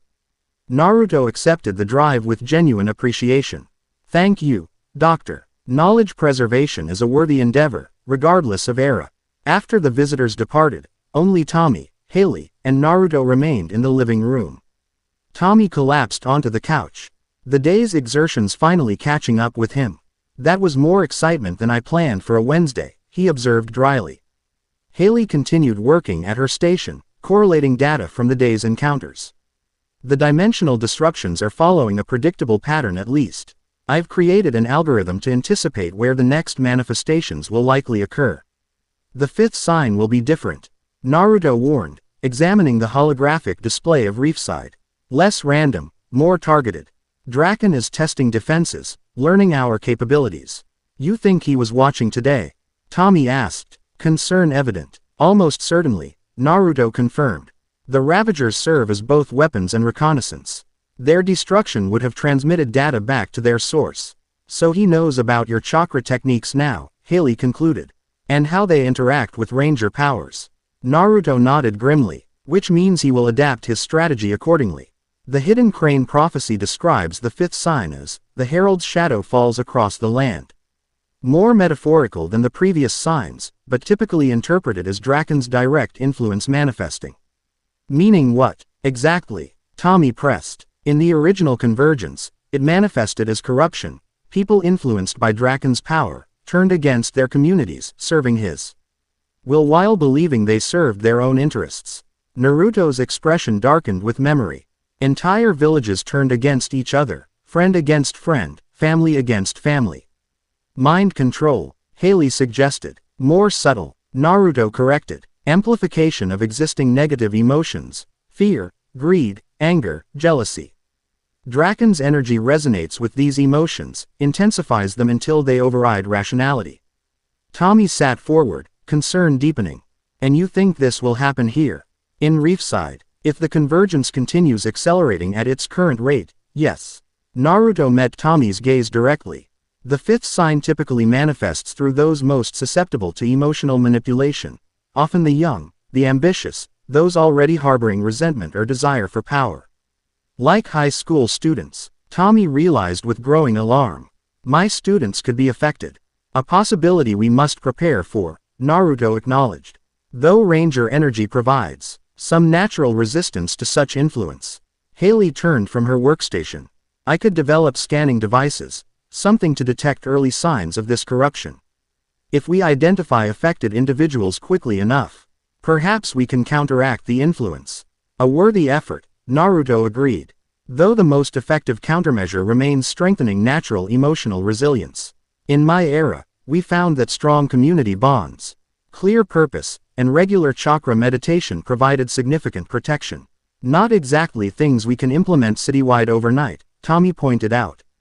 No, Naruto conceded, but we can prioritize those closest to the convergence center, your students, particularly those with leadership influence among their peers. Tommy nodded thoughtfully. I could adjust my curriculum to include relevant protective concepts, even without explicitly mentioning dimensional threats. The wisdom of educators, Naruto observed with approval, teaching truth through applicable metaphor. As they continued strategic planning, Naruto maintained awareness of the subtle energy fluctuations around them. The dimensional barriers remained weakened from the day's events, unlikely to recover fully before the fifth sign manifested. Time worked against them, as Draken had surely intended. Yet something else troubled him, something beyond the immediate crisis. The convergence itself was proceeding as prophesied, but certain elements felt deliberate, orchestrated, as though the natural cosmic cycle were being not merely accelerated but directed. The hidden prophecy mentioned choice, sacrifice or transcendence. But what if there were a third option neither the ancients nor he had foreseen? What if Draken's 5,000 years of partial awareness had granted him insights beyond those available in the original confrontation? These questions would require meditation, but for now, practical preparations took priority. The Rangers needed training, the city needed protection. And somewhere beneath the surface of normal human existence, ancient forces gathered for the next phase of a conflict that had begun millennia before any of the current defenders, save one, were born. Dawn painted the eastern sky in delicate watercolors, pale gold blending into rose and lavender, as Naruto knelt in perfect Caesar position on Tommy's deck. His eyes were closed, breathing regulated to 8 seconds in, 8 seconds hold, 8 seconds out. Natural energy flowed around and through him, his sage perception extending outward in gentle ripples. He sensed Kira's approach before she appeared, her chakra signature distinctive, vibrant despite her obvious fatigue. She emerged from the house clutching a steaming travel mug, hair hastily pulled back, eyes still heavy with interrupted sleep. You actually came, Naruto observed without opening his eyes. Said I would, didn't I? She replied, stifling a yawn. Though I reserve the right to be grumpy about it. A hint of amusement touched Naruto's expression. Grumpiness does not impede chakra flow. Sit. Kira settled cross-legged beside him, taking a fortifying sip of coffee before setting the mug aside. So, what's first? Levitation, mind reading, turning invisible, breathing. Naruto replied simply. Breathing, she repeated flatly. Pretty sure I've got that covered. Been doing it successfully for 17 years. Now Naruto did open his eyes, regarding her with patient tolerance. You breathe as most do, unconsciously, irregularly, shallow. True breathing is deliberate, measured, complete. Kira had the grace to look slightly abashed. Right, sorry. Teacher mode activated. Position your hands thus. Naruto demonstrated, palms upward on his knees, thumb and index finger forming circles. Spine straight but not rigid. Chin slightly tucked. Eyes closed or softly focused on a distant point. She mimicked his posture with reasonable accuracy. Like this. Acceptable for beginning practice, he allowed.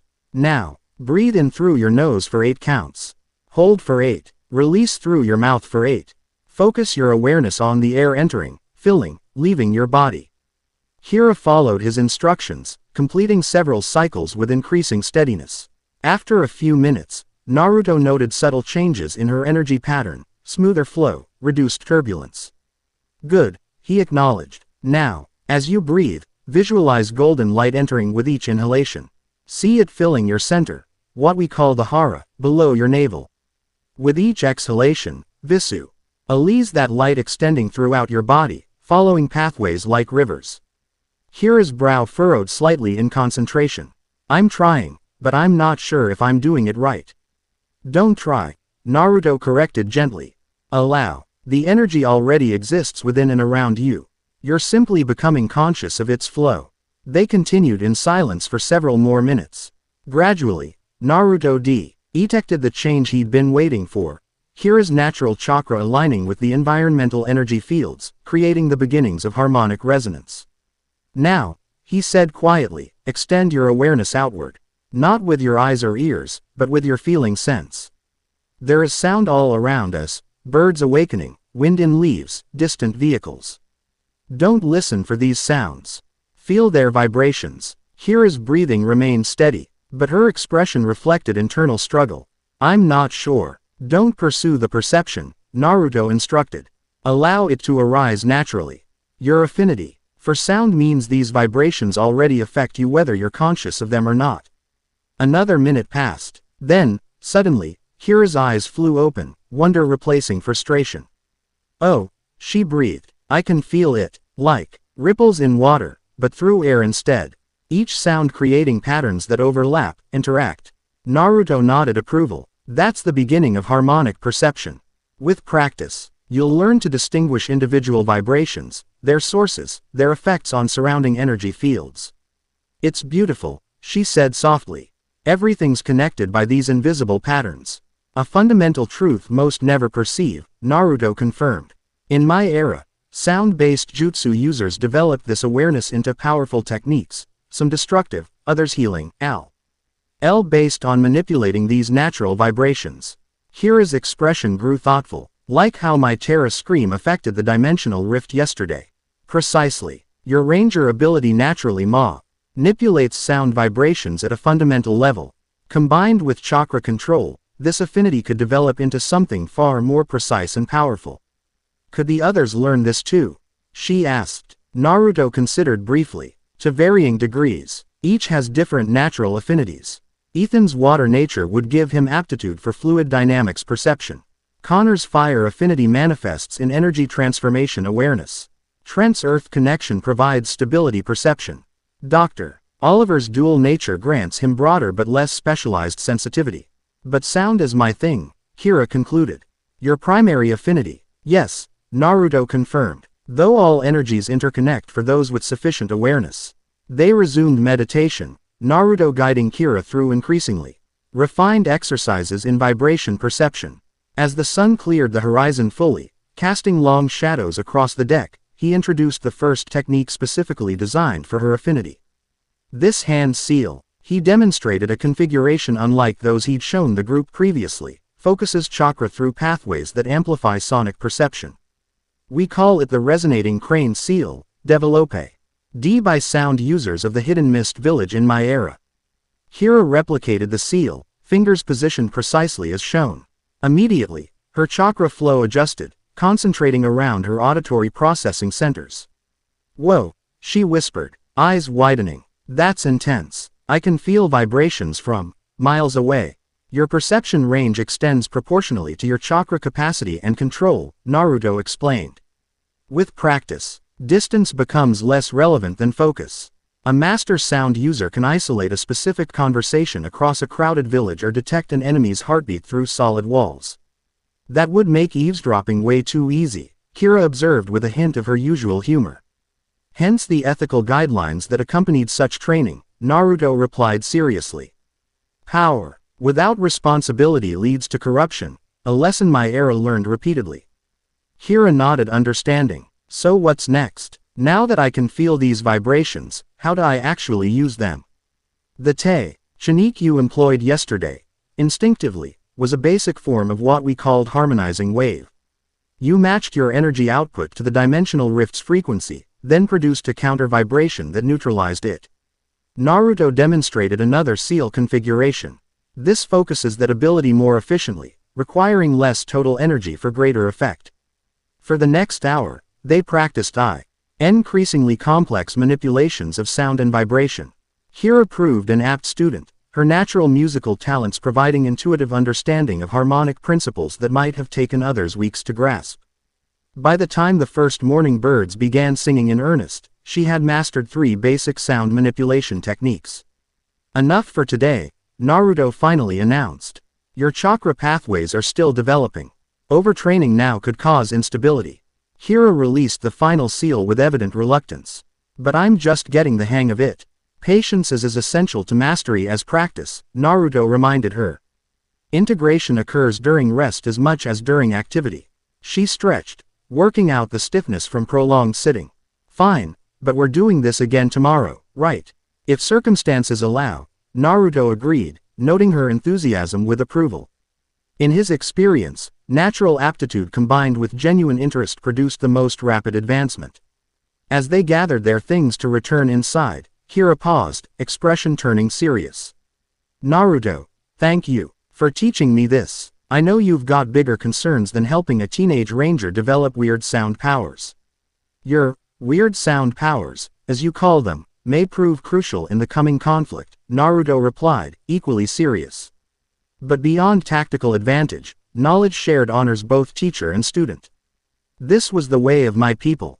Still, Kira insisted, it means a lot. Especially since, she hesitated, then continued more quietly, since I remind you of someone you lost. That can't be easy. Naruto went very still, surprised by her perception. The resemblance is primarily in energy signature, not personality, he clarified after a moment. Chiyuya was complicated, brilliant but bitter, talented but traumatized by a difficult life. What happened to her? Kira asked gently. Naruto's gaze turned distant, seeing across millennia to that final desperate battle. She defended the western gate when Draken's forces breached our outer defenses. Her sound techniques held off creatures that no conventional weapons could touch. She created a barrier that allowed hundreds of civilians to escape. His voice softened. When the gate finally fell, she used her ultimate technique, a harmonizing cascade that destroyed herself along with an entire battalion of enemies. Kira absorbed this in respectful silence. She sounds like she died a hero. She died as she chose, Naruto corrected, having found purpose beyond the anger that had defined most of her life. He refocused on the present, meeting Kira's concerned gaze. But you are not her, Kira Ford. Your path is your own, shaped by different experiences, different choices. Right, she agreed, though something in her expression suggested the story had affected her deeply. Well, hero or not, I should probably grab a shower before school. Pretty sure, enlightened by mystical sound vibra, Tyons, isn't an accepted excuse for being late to first period. As she headed inside, Naruto remained on the deck a moment longer, watching the morning light strengthen across the landscape. The conversation had stirred memories he'd kept carefully compartmentalized, not just of Tayuya, but of all those lost in the original Convergence conflict. Dwelling on ghosts, Kit, came Kurama's rumbling voice within his mindscape. Unlike you. Quote, remembering, Naruto corrected internally. Those who sacrifice deserve acknowledgement, especially as similar choices approach. The fox's presence shifted, nine tails swaying thoughtfully. The girl has potential. Raw, undisciplined, but genuine. Her connection to sound rivals what the pink-haired flute user achieved after years of training. Different sources, similar manifestations. Naruto agreed. The pterodactyl spirit enhances her natural affinity in ways Yuya had to develop through brutal conditioning. You worry for her, Kurama observed with unusual perception. Fear she might make similar sacrifices. Naruto didn't deny it. History repeats its patterns when circumstances align. The convergence, Draken's return, the awakening of sound-based abilities in one with the courage to use them regardless of personal cost. Yet differences exist, the fox countered. This time, the sage acts with foreknowledge. This time, the sound user has comrades beyond a single desperate stand. This time, perhaps, sacrifice need not be the only path. The observation provided unexpected comfort. Kurama rarely offered optimistic perspectives, making this one particularly meaningful. Perhaps, Naruto acknowledged, though choice remains central to whatever comes. With that thought, he turned and entered the house, where the sound DS of modern morning routines, shower running, coffee brewing, news playing on electronic devices, created a backdrop of normalcy that contrasted sharply with the extraordinary circumstances surrounding them. Today would bring drive, Nadaji's reconnaissance of Kyoka Industries, continued training for the Rangers, and likely further manifestations of the convergence. But beneath these tactical concerns lay deeper questions about fate, choice, and whether 5,000 years of cosmic cycles could truly be interrupted by the actions of a handful of determined individuals. Questions to which even the Dragon Sage had no certain answers. Kyoka Industries research facility projected an image of sleek modernity, glass and steel rising from manicured grounds, the corporate logo, a stylized daub. La Helix forming a K, prominently displayed at the entrance. Dr. Amara Nadaji adjusted her professional attire as she approached the security checkpoint, research materials clutched in one arm, Hail. A's special pen, clipped to her pocket. Dr. Nadaji, the receptionist greeted her with practiced corporate warmth. Welcome to Kyoka Industries. Dr. Kyoka is looking forward to your visit. Amara maintained her professional demeanor despite a surge of nervous anticipation. I'm honored he could make time. My research team is quite excited about potential collaboration opportunities. After security protocols that seemed excessive for a biomedical research facility, retinal scan, RFID badge issuance, and an unexplained energy field she was asked to walk through, Amara was escorted to a pristine conference room on the third floor. Floor-to-ceiling windows offered views of the surrounding countryside, though she noted with professional interest that the glass appeared to be specialized, Lee Kelly containing signal-blocking properties. Dr. Nadaji, came a smooth voice from the doorway. How delightful to finally meet in person. She turned to face a man who appeared to be in his late 40s. Though something about his features suggested both younger and older simultaneously, an odd agelessness she couldn't quite define. His dark hair was perfectly styled, his expensive suit impeccably tailored. Most striking were his eyes, amber with unusual vertical pupils that immediately reminded her of Naruto's Sage Mode, though distinctly different in energy. Dr. Seishiro Kyoka, he introduced himself with a slight bow. Your research has been of great interest to our Historical Applications Division. Amara returned the professional courtesy. I'm pleased to hear that. Traditional Academia hasn't always appreciated the implications of my findings. Traditional thinking rarely recognizes revolutionary insights, Kyoka replied smoothly, gesturing for her to take a seat at the conference table. Your work connecting prehistoric petroglyphs to quantum field theories is particularly relevant to our current projects. As they settled into their seats, Amara activated Haley's special pen, ostensibly taking notes while the device scanned the room and occupant. Immediately, she noticed unusual readings on the tiny concealed display drive. Kyoka's energy signature registered as complex, layered, and distinctly non-human. I've brought samples of our most recent discoveries, she said, maintaining her academic persona while processing this disturbing information. Specifically, the spiral patterns that appear consistently throughout the cavern system beneath reefside hills. She spread photographs across the table, careful selections that revealed enough to be scientific. Interesting without exposing the most sensitive discoveries. Dr. Kyoka examined them with evident fascination, occasionally touching specific symbols with unusual familiarity. Remarkable preservation, he commented. These sealing arrays, he caught himself, amending quickly, these symbolic patterns show sophisticated understanding of energy containment principles. Amara noted the slip, with internal alarm but maintained her professional expression. You're familiar with these symbols beyond what our published research has revealed. Dr. Kyoka smiled. A perfect corporate expression had never reached those strange amber eyes. My family has maintained interest in certain ancient traditions for generations. One might say it's our legacy. How interesting, Amara replied carefully. My research suggests these patterns date to approximately 3000 BCE, during a period of significant geological upheaval.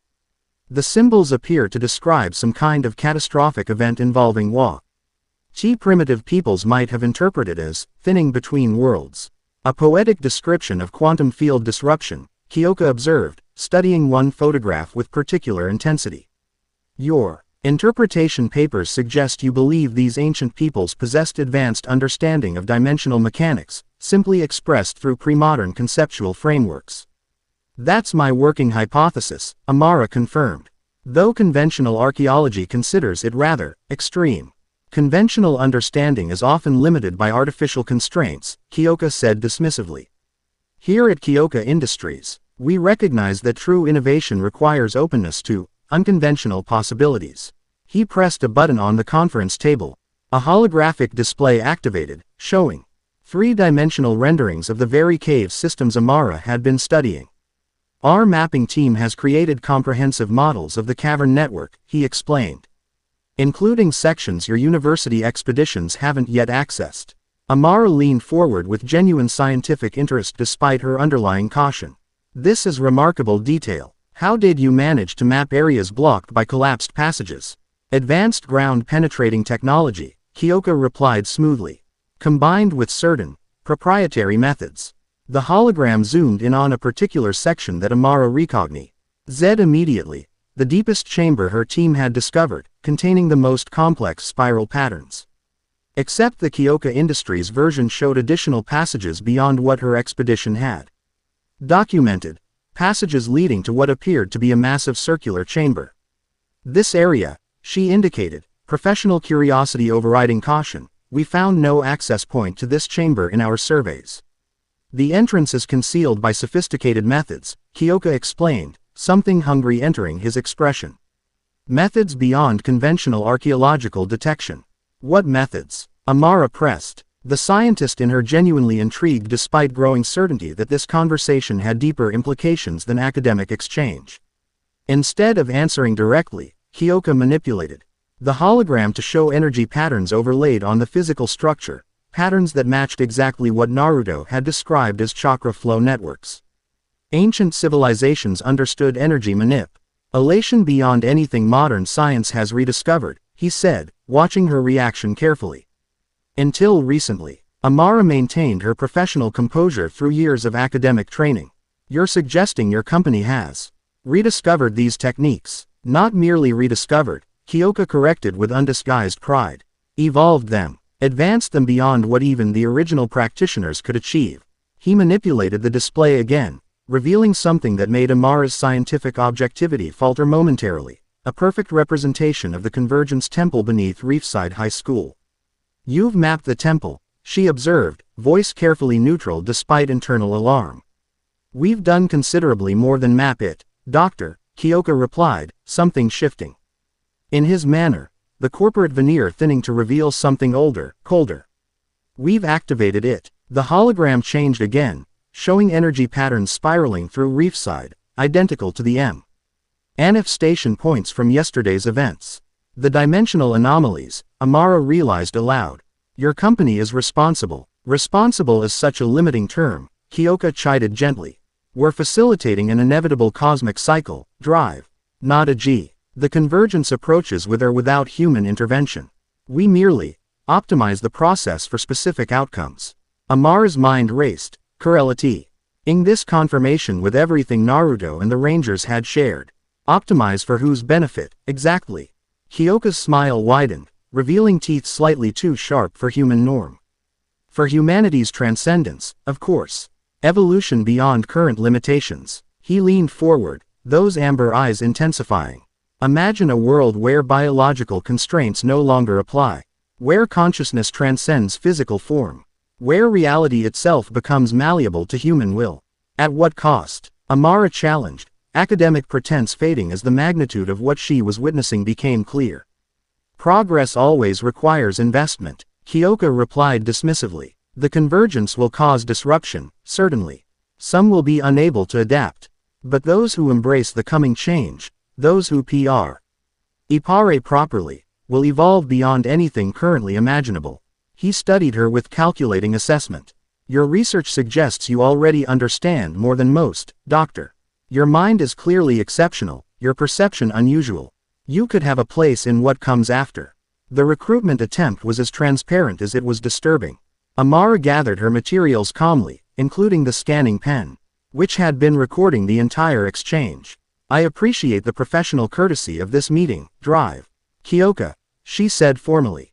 I'll need to discuss potential collaboration with my department head, of course. Of course, he agreed, though his expression suggested he recognized her withdrawal for what it was. Though I should mention, Drive. Not a G, that events are accelerating. The window for choosing one's position in the coming transformation narrows daily. As if on cue, an alert sounded throughout the building. Kyoka checked a device on his wrist, his expression shifting to one of predatory anticipation. How fascinating, he remarked. It seems the fifth sign manifests ahead of schedule. Perhaps you'd care to observe from our monitoring center. It would provide valuable context for your research. Quote, Amara's instinct screamed warning, but scientific curiosity warred with self-preservation. What exactly is the fifth sign?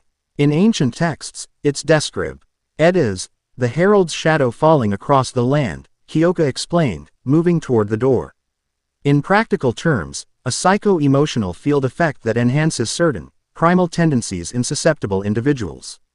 Cold understanding dawned. You're triggering a mass psychological event, affecting people's minds without consent. Merely accelerating natural selection, Kyoka corrected with disturbing calm. Those of stronger psychological constitution remain unaffected. Those with latent aggressive tendencies, resentments, ambitions, they simply act on what already exists within them. Before Amara could respond, the building trembled slightly. Amber warning lights activated in the hallway outside. Dimensional stabilizers engaged, announced an automated voice over the facility's communication system. All personnel proceed to designated secure areas. Kyoka's expression revealed momentary annoyance at the interruption. It seems our conversation must conclude for now, Doctor. Security will escort you to the exit. His tone softened to something almost genuine. Consider what I've shared. Your talents would be valuable in the new order. As a security team appeared to escort her out, Amara maintained professional composure while mentally cataloging everything she'd learned. Kyoka Industries wasn't merely facilitating Draken's return, they were actively engineering societal disruption as part of their preparation for the convergence. And if the fifth sign was indeed manifesting, the Rangers and Naruto needed to know immediately. Tommy Oliver had taught, through many unusual circumstances during his career as both educator and ranger.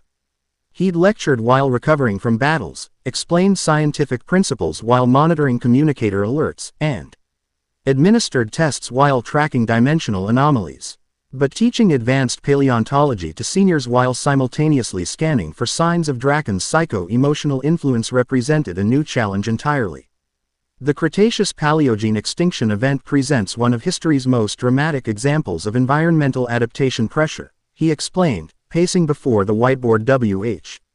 Air diagrams of fossil records were displayed. Species that couldn't adapt to rapidly changing conditions disappeared, while those with certain advantageous traits survived to evolve further. As he lectured, his enhanced senses, developed through years of ranger experience and recently sharpened by Naruto's basic chakra training, monitored the classroom for unusual energy patterns. Haley had vivid discrete scanning devices disguised as ordinary classroom items, but Tommy's own perception served as the first line of detection. So far, his students seemed normal, some attentive, others less so. Typical teenage energy filling the room.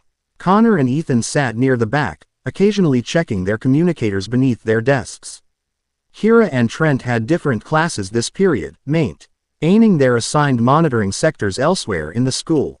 Dr. Oliver called a student named Marcus, hand raised with uncharacteristic eagerness. Couldn't you say that extinction events are actually beneficial for evolution? I mean, they clear out the weak species so the strong ones can thrive without competition. Tommy paused, noting something unusual in the student's tone, a harder edge than his typically thoughtful contributions. That's a common misconception, Marcus. Extinction events don't discriminate based on evolutionary fitness, in any meaningful sense. Many highly adapted species perished while seemingly less specialized ones survived through circumstantial advantages. But isn't that just natural selection on a larger scale? Marcus pressed, a feverish intensity entering his expression. The weak die out, the strong survive.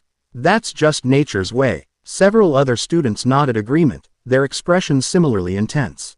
Tommy noted the subtle energy shift with growing concern, a faint purple tinge to their normal auras, barely perceptible but distinctly present. Evolutionary biology specifically rejects concepts like weak and strong as anthropomorphic projections. Tommy corrected carefully. Survival depends on specific adaptations to specific environmental conditions, not some abstract hierarchy of superiority. Marcus leaned forward, something challenging in his posture. But humans are different, right? We don't just adapt to conditions, we change them. We control evolution now. The conversation had veered into concerning territory, and Tommy noted several other students displaying similar intensity, heightened color in their cheeks, accelerated respiration, unusually confrontational body language. Humanity's technological capabilities certainly create unique evolutionary pressures, Tommy acknowledged, steering the discussion toward safer ground. But that comes with ethical responsibilities to consider long-term consequences beyond immediate advantage. Before Marcus could respond, the classroom door opened. Principal Randall entered with her characteristic abrupt efficiency, though Tommy immediately noticed so. Nothing different about her energy signature, fluctuations that suggested internal conflict rather than Draken's influence. Dr. Oliver, she announced crisply, there's an urgent situation requiring faculty assistance. Your class will proceed to the library for independent study. As students gathered their materials, Tommy noted the affected individuals seemed to cluster together, exchanging intense whispers. Connor and Ethan approached his desk while the others filed out. Something's definitely up, Connor muttered under the guise of asking about assignment requirements. 3 fights have broken out in the cafeteria already. And it's not even lunch period. And the computer lab got trashed, Ethan added. Someone deliberately smashed equipment while shouting about technological oppression, or something. Tommy nodded grimly. The 5th sign is manifesting. Draken's influence affecting susceptible individuals.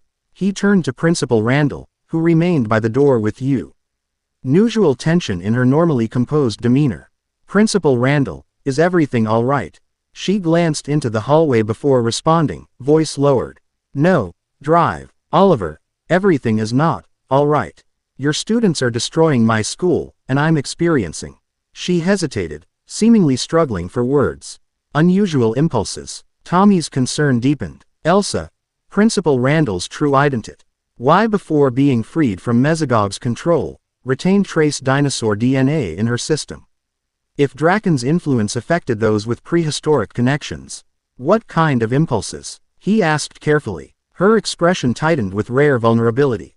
Transformative ones. The DNA Mesogog altered is responding to something. Trying to reassert dominance. Before Tommy could respond, his communicator activated. Kira's voice came through, tense with urgency. Doctor, oh, we've got serious problems in the East Wing. Students are barricading themselves in classrooms, claiming they're evolving beyond educational constraints, whatever that means. And Trent's.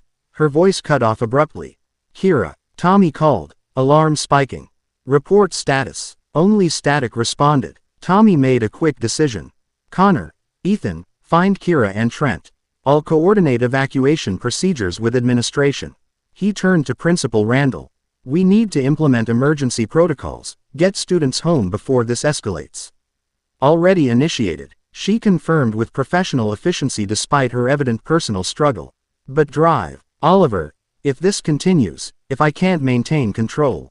Her meaning was clear without explicit statement. We'll deal with that if it happens, Tommy assured her. For now, focus on student safety. As they moved into the hallway, the evidence of spreading influence became immediately apparent. Students gathered in agitated clusters, normal social groupings replaced by what appeared to be impromptu dominance hierarchies. Some displayed unnaturally aggressive posturing, while others showed exaggerated submission behaviors. It's affecting their limbic systems, Tommy observed quietly. Amplifying tribal instincts, dominance impulses, prehistoric behavioral patterns. Principal Randall agreed, her scientific knowledge asserting itself despite her condition. Fascinating. If it weren't happening to my students. They separated to implement evacuation procedures. Tommy maintaining communication with Haley via his concealed earpiece. The influence is spreading citywide, she reported grimly. Reports of aggressive behavior spiking across Reefside. Police are overwhelmed. And Tommy, it's following the same spiral pattern as the other manifestations, intensifying as it approaches the center. The school, Tommy concluded. We need to get these kids out of here before it gets worse. Dr. Nadaji just reported in from Kyoka Industries, Haley continued. They're not just allowing this to happen, they're actively facilitating it. She says Dr. Kyoka described it as accelerating natural selection. Familiar rhetoric, Tommy noted grimly, recalling similar justifications from various enemies throughout his ranger career. Where's Naruto? En route to your location. He sensed the energy shift and recognized the fifth sign immediately. Tommy navigated hallways that increasingly resembled something from a psychological horror film rather than a high school. Students who normally maintained carefully cultivated social masks now displayed raw, primal behaviors, territorial displays, dominance challenges, pack formations. Chiak, hers attempted to maintain order with limited success, many showing signs of influence themselves. He found Connor and Ethan in the gymnasium, where they'd apparently interrupted some kind of impromp. 2.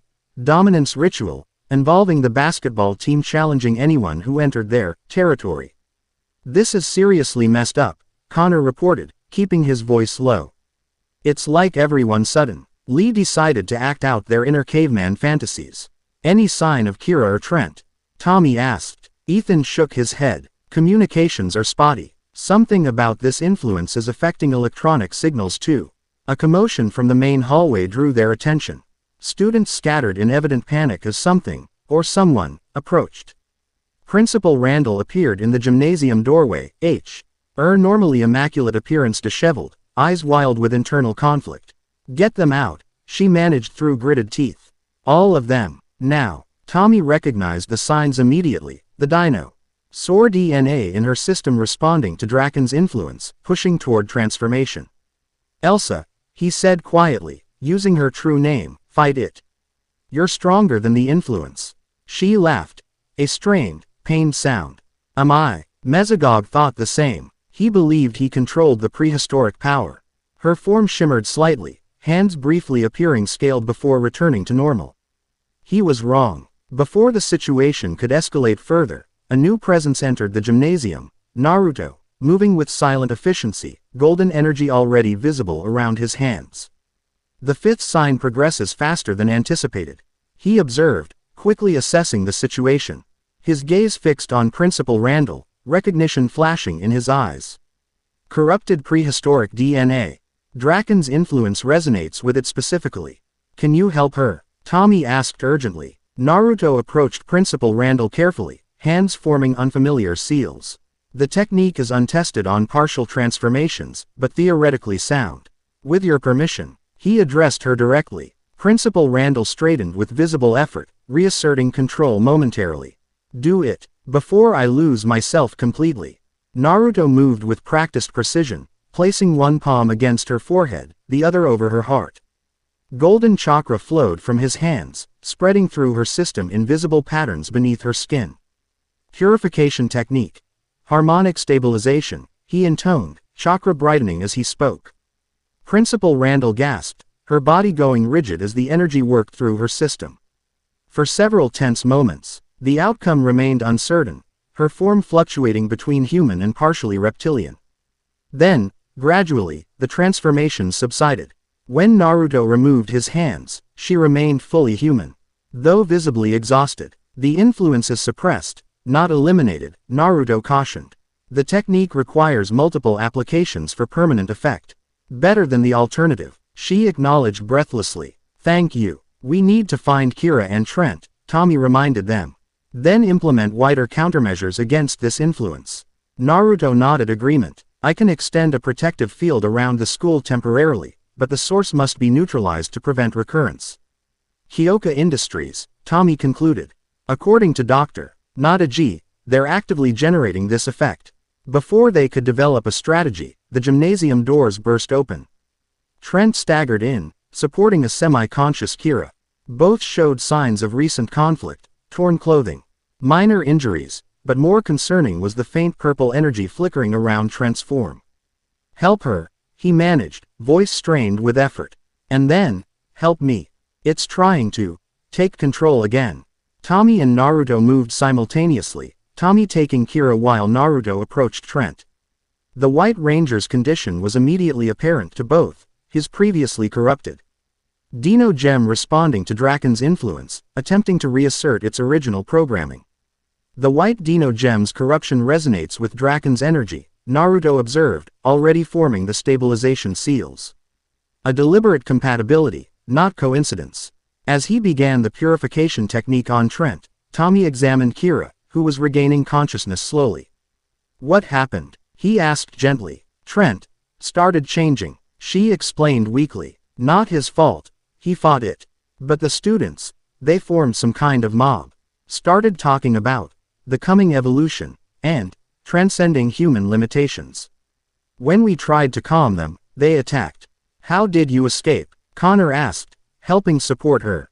I used the sound technique Naruto taught me this morning, Kira replied, sitting up with effort. Harmonic disruption. It broke through the influence temporarily, gave us a chance to get away. Naruto, still focused on stabilizing Trent, glanced at her with evident approval. You applied the technique correctly in crisis. Impressive adaptation. Didn't have much choice, Kira admitted. It was either that or get torn apart by pseudo-prehistoric high schoolers. As Trent's condition stabilized, the immediate crisis within the gymnasium resolved, but the larger situation throughout the school and city remained critical. Tommy activated his communicator, Now functioning properly again within Naruto's protective field. Haley, status report on citywide effects. Spreading exponentially, came the grim reply. Aggression levels rising, primitive behavior patterns emerging. Police are implementing emergency protocols, but they're affected too. The mayors declared a state of emergency. The influence strengthens as the spiral pattern completes, Naruto explained. Each affected individual becomes a secondary transmission point, expanding the effect geometrically. So how do we stop it? Ethan demanded. We can't exactly do your purification technique on the entire city. Naruto's expression remained calm despite the escalating crisis. The source must be neutralized. The transmission pattern suggests a primary generator at Kyoka Industries, with the Convergence Temple acting as an amplifier.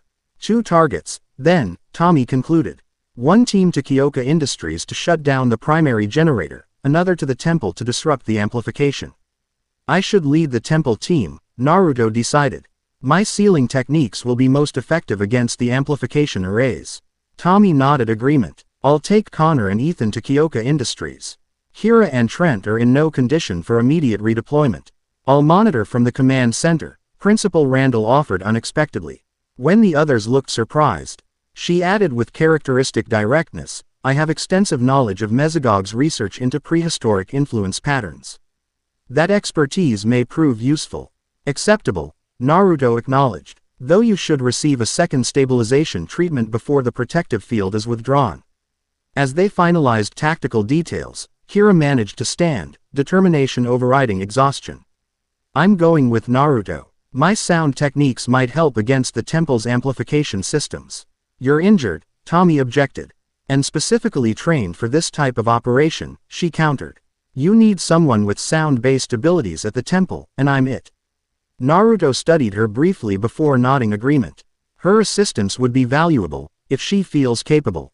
I'm capable, Kira insisted. Just, maybe need a soldier pill or whatever you ninjas use for energy boosts. A hint of amusement touched Naruto's expression. I have something similar, though less bitter than traditional formulations. As preparations continued, Tommy couldn't help but reflect on how quickly their team had adapted to working with Naruto, his ancient techniques integrating seamlessly with their modern ranger protocols. Different eras, different methods, yet united by common purpose against a threat that transcended time itself. Whether this unexpected alliance would prove sufficient against Draken's increasingly sophisticated strategy remained to be seen. But as the fifth sign spread its malevolent influence across Reefside, one thing became clear: the true convergence approached more rapidly than any of them had anticipated. The countdown to potential catastrophe had begun in earnest. Chapter 3 End. The End. Remember to subscribe and like this video. See you in the next video.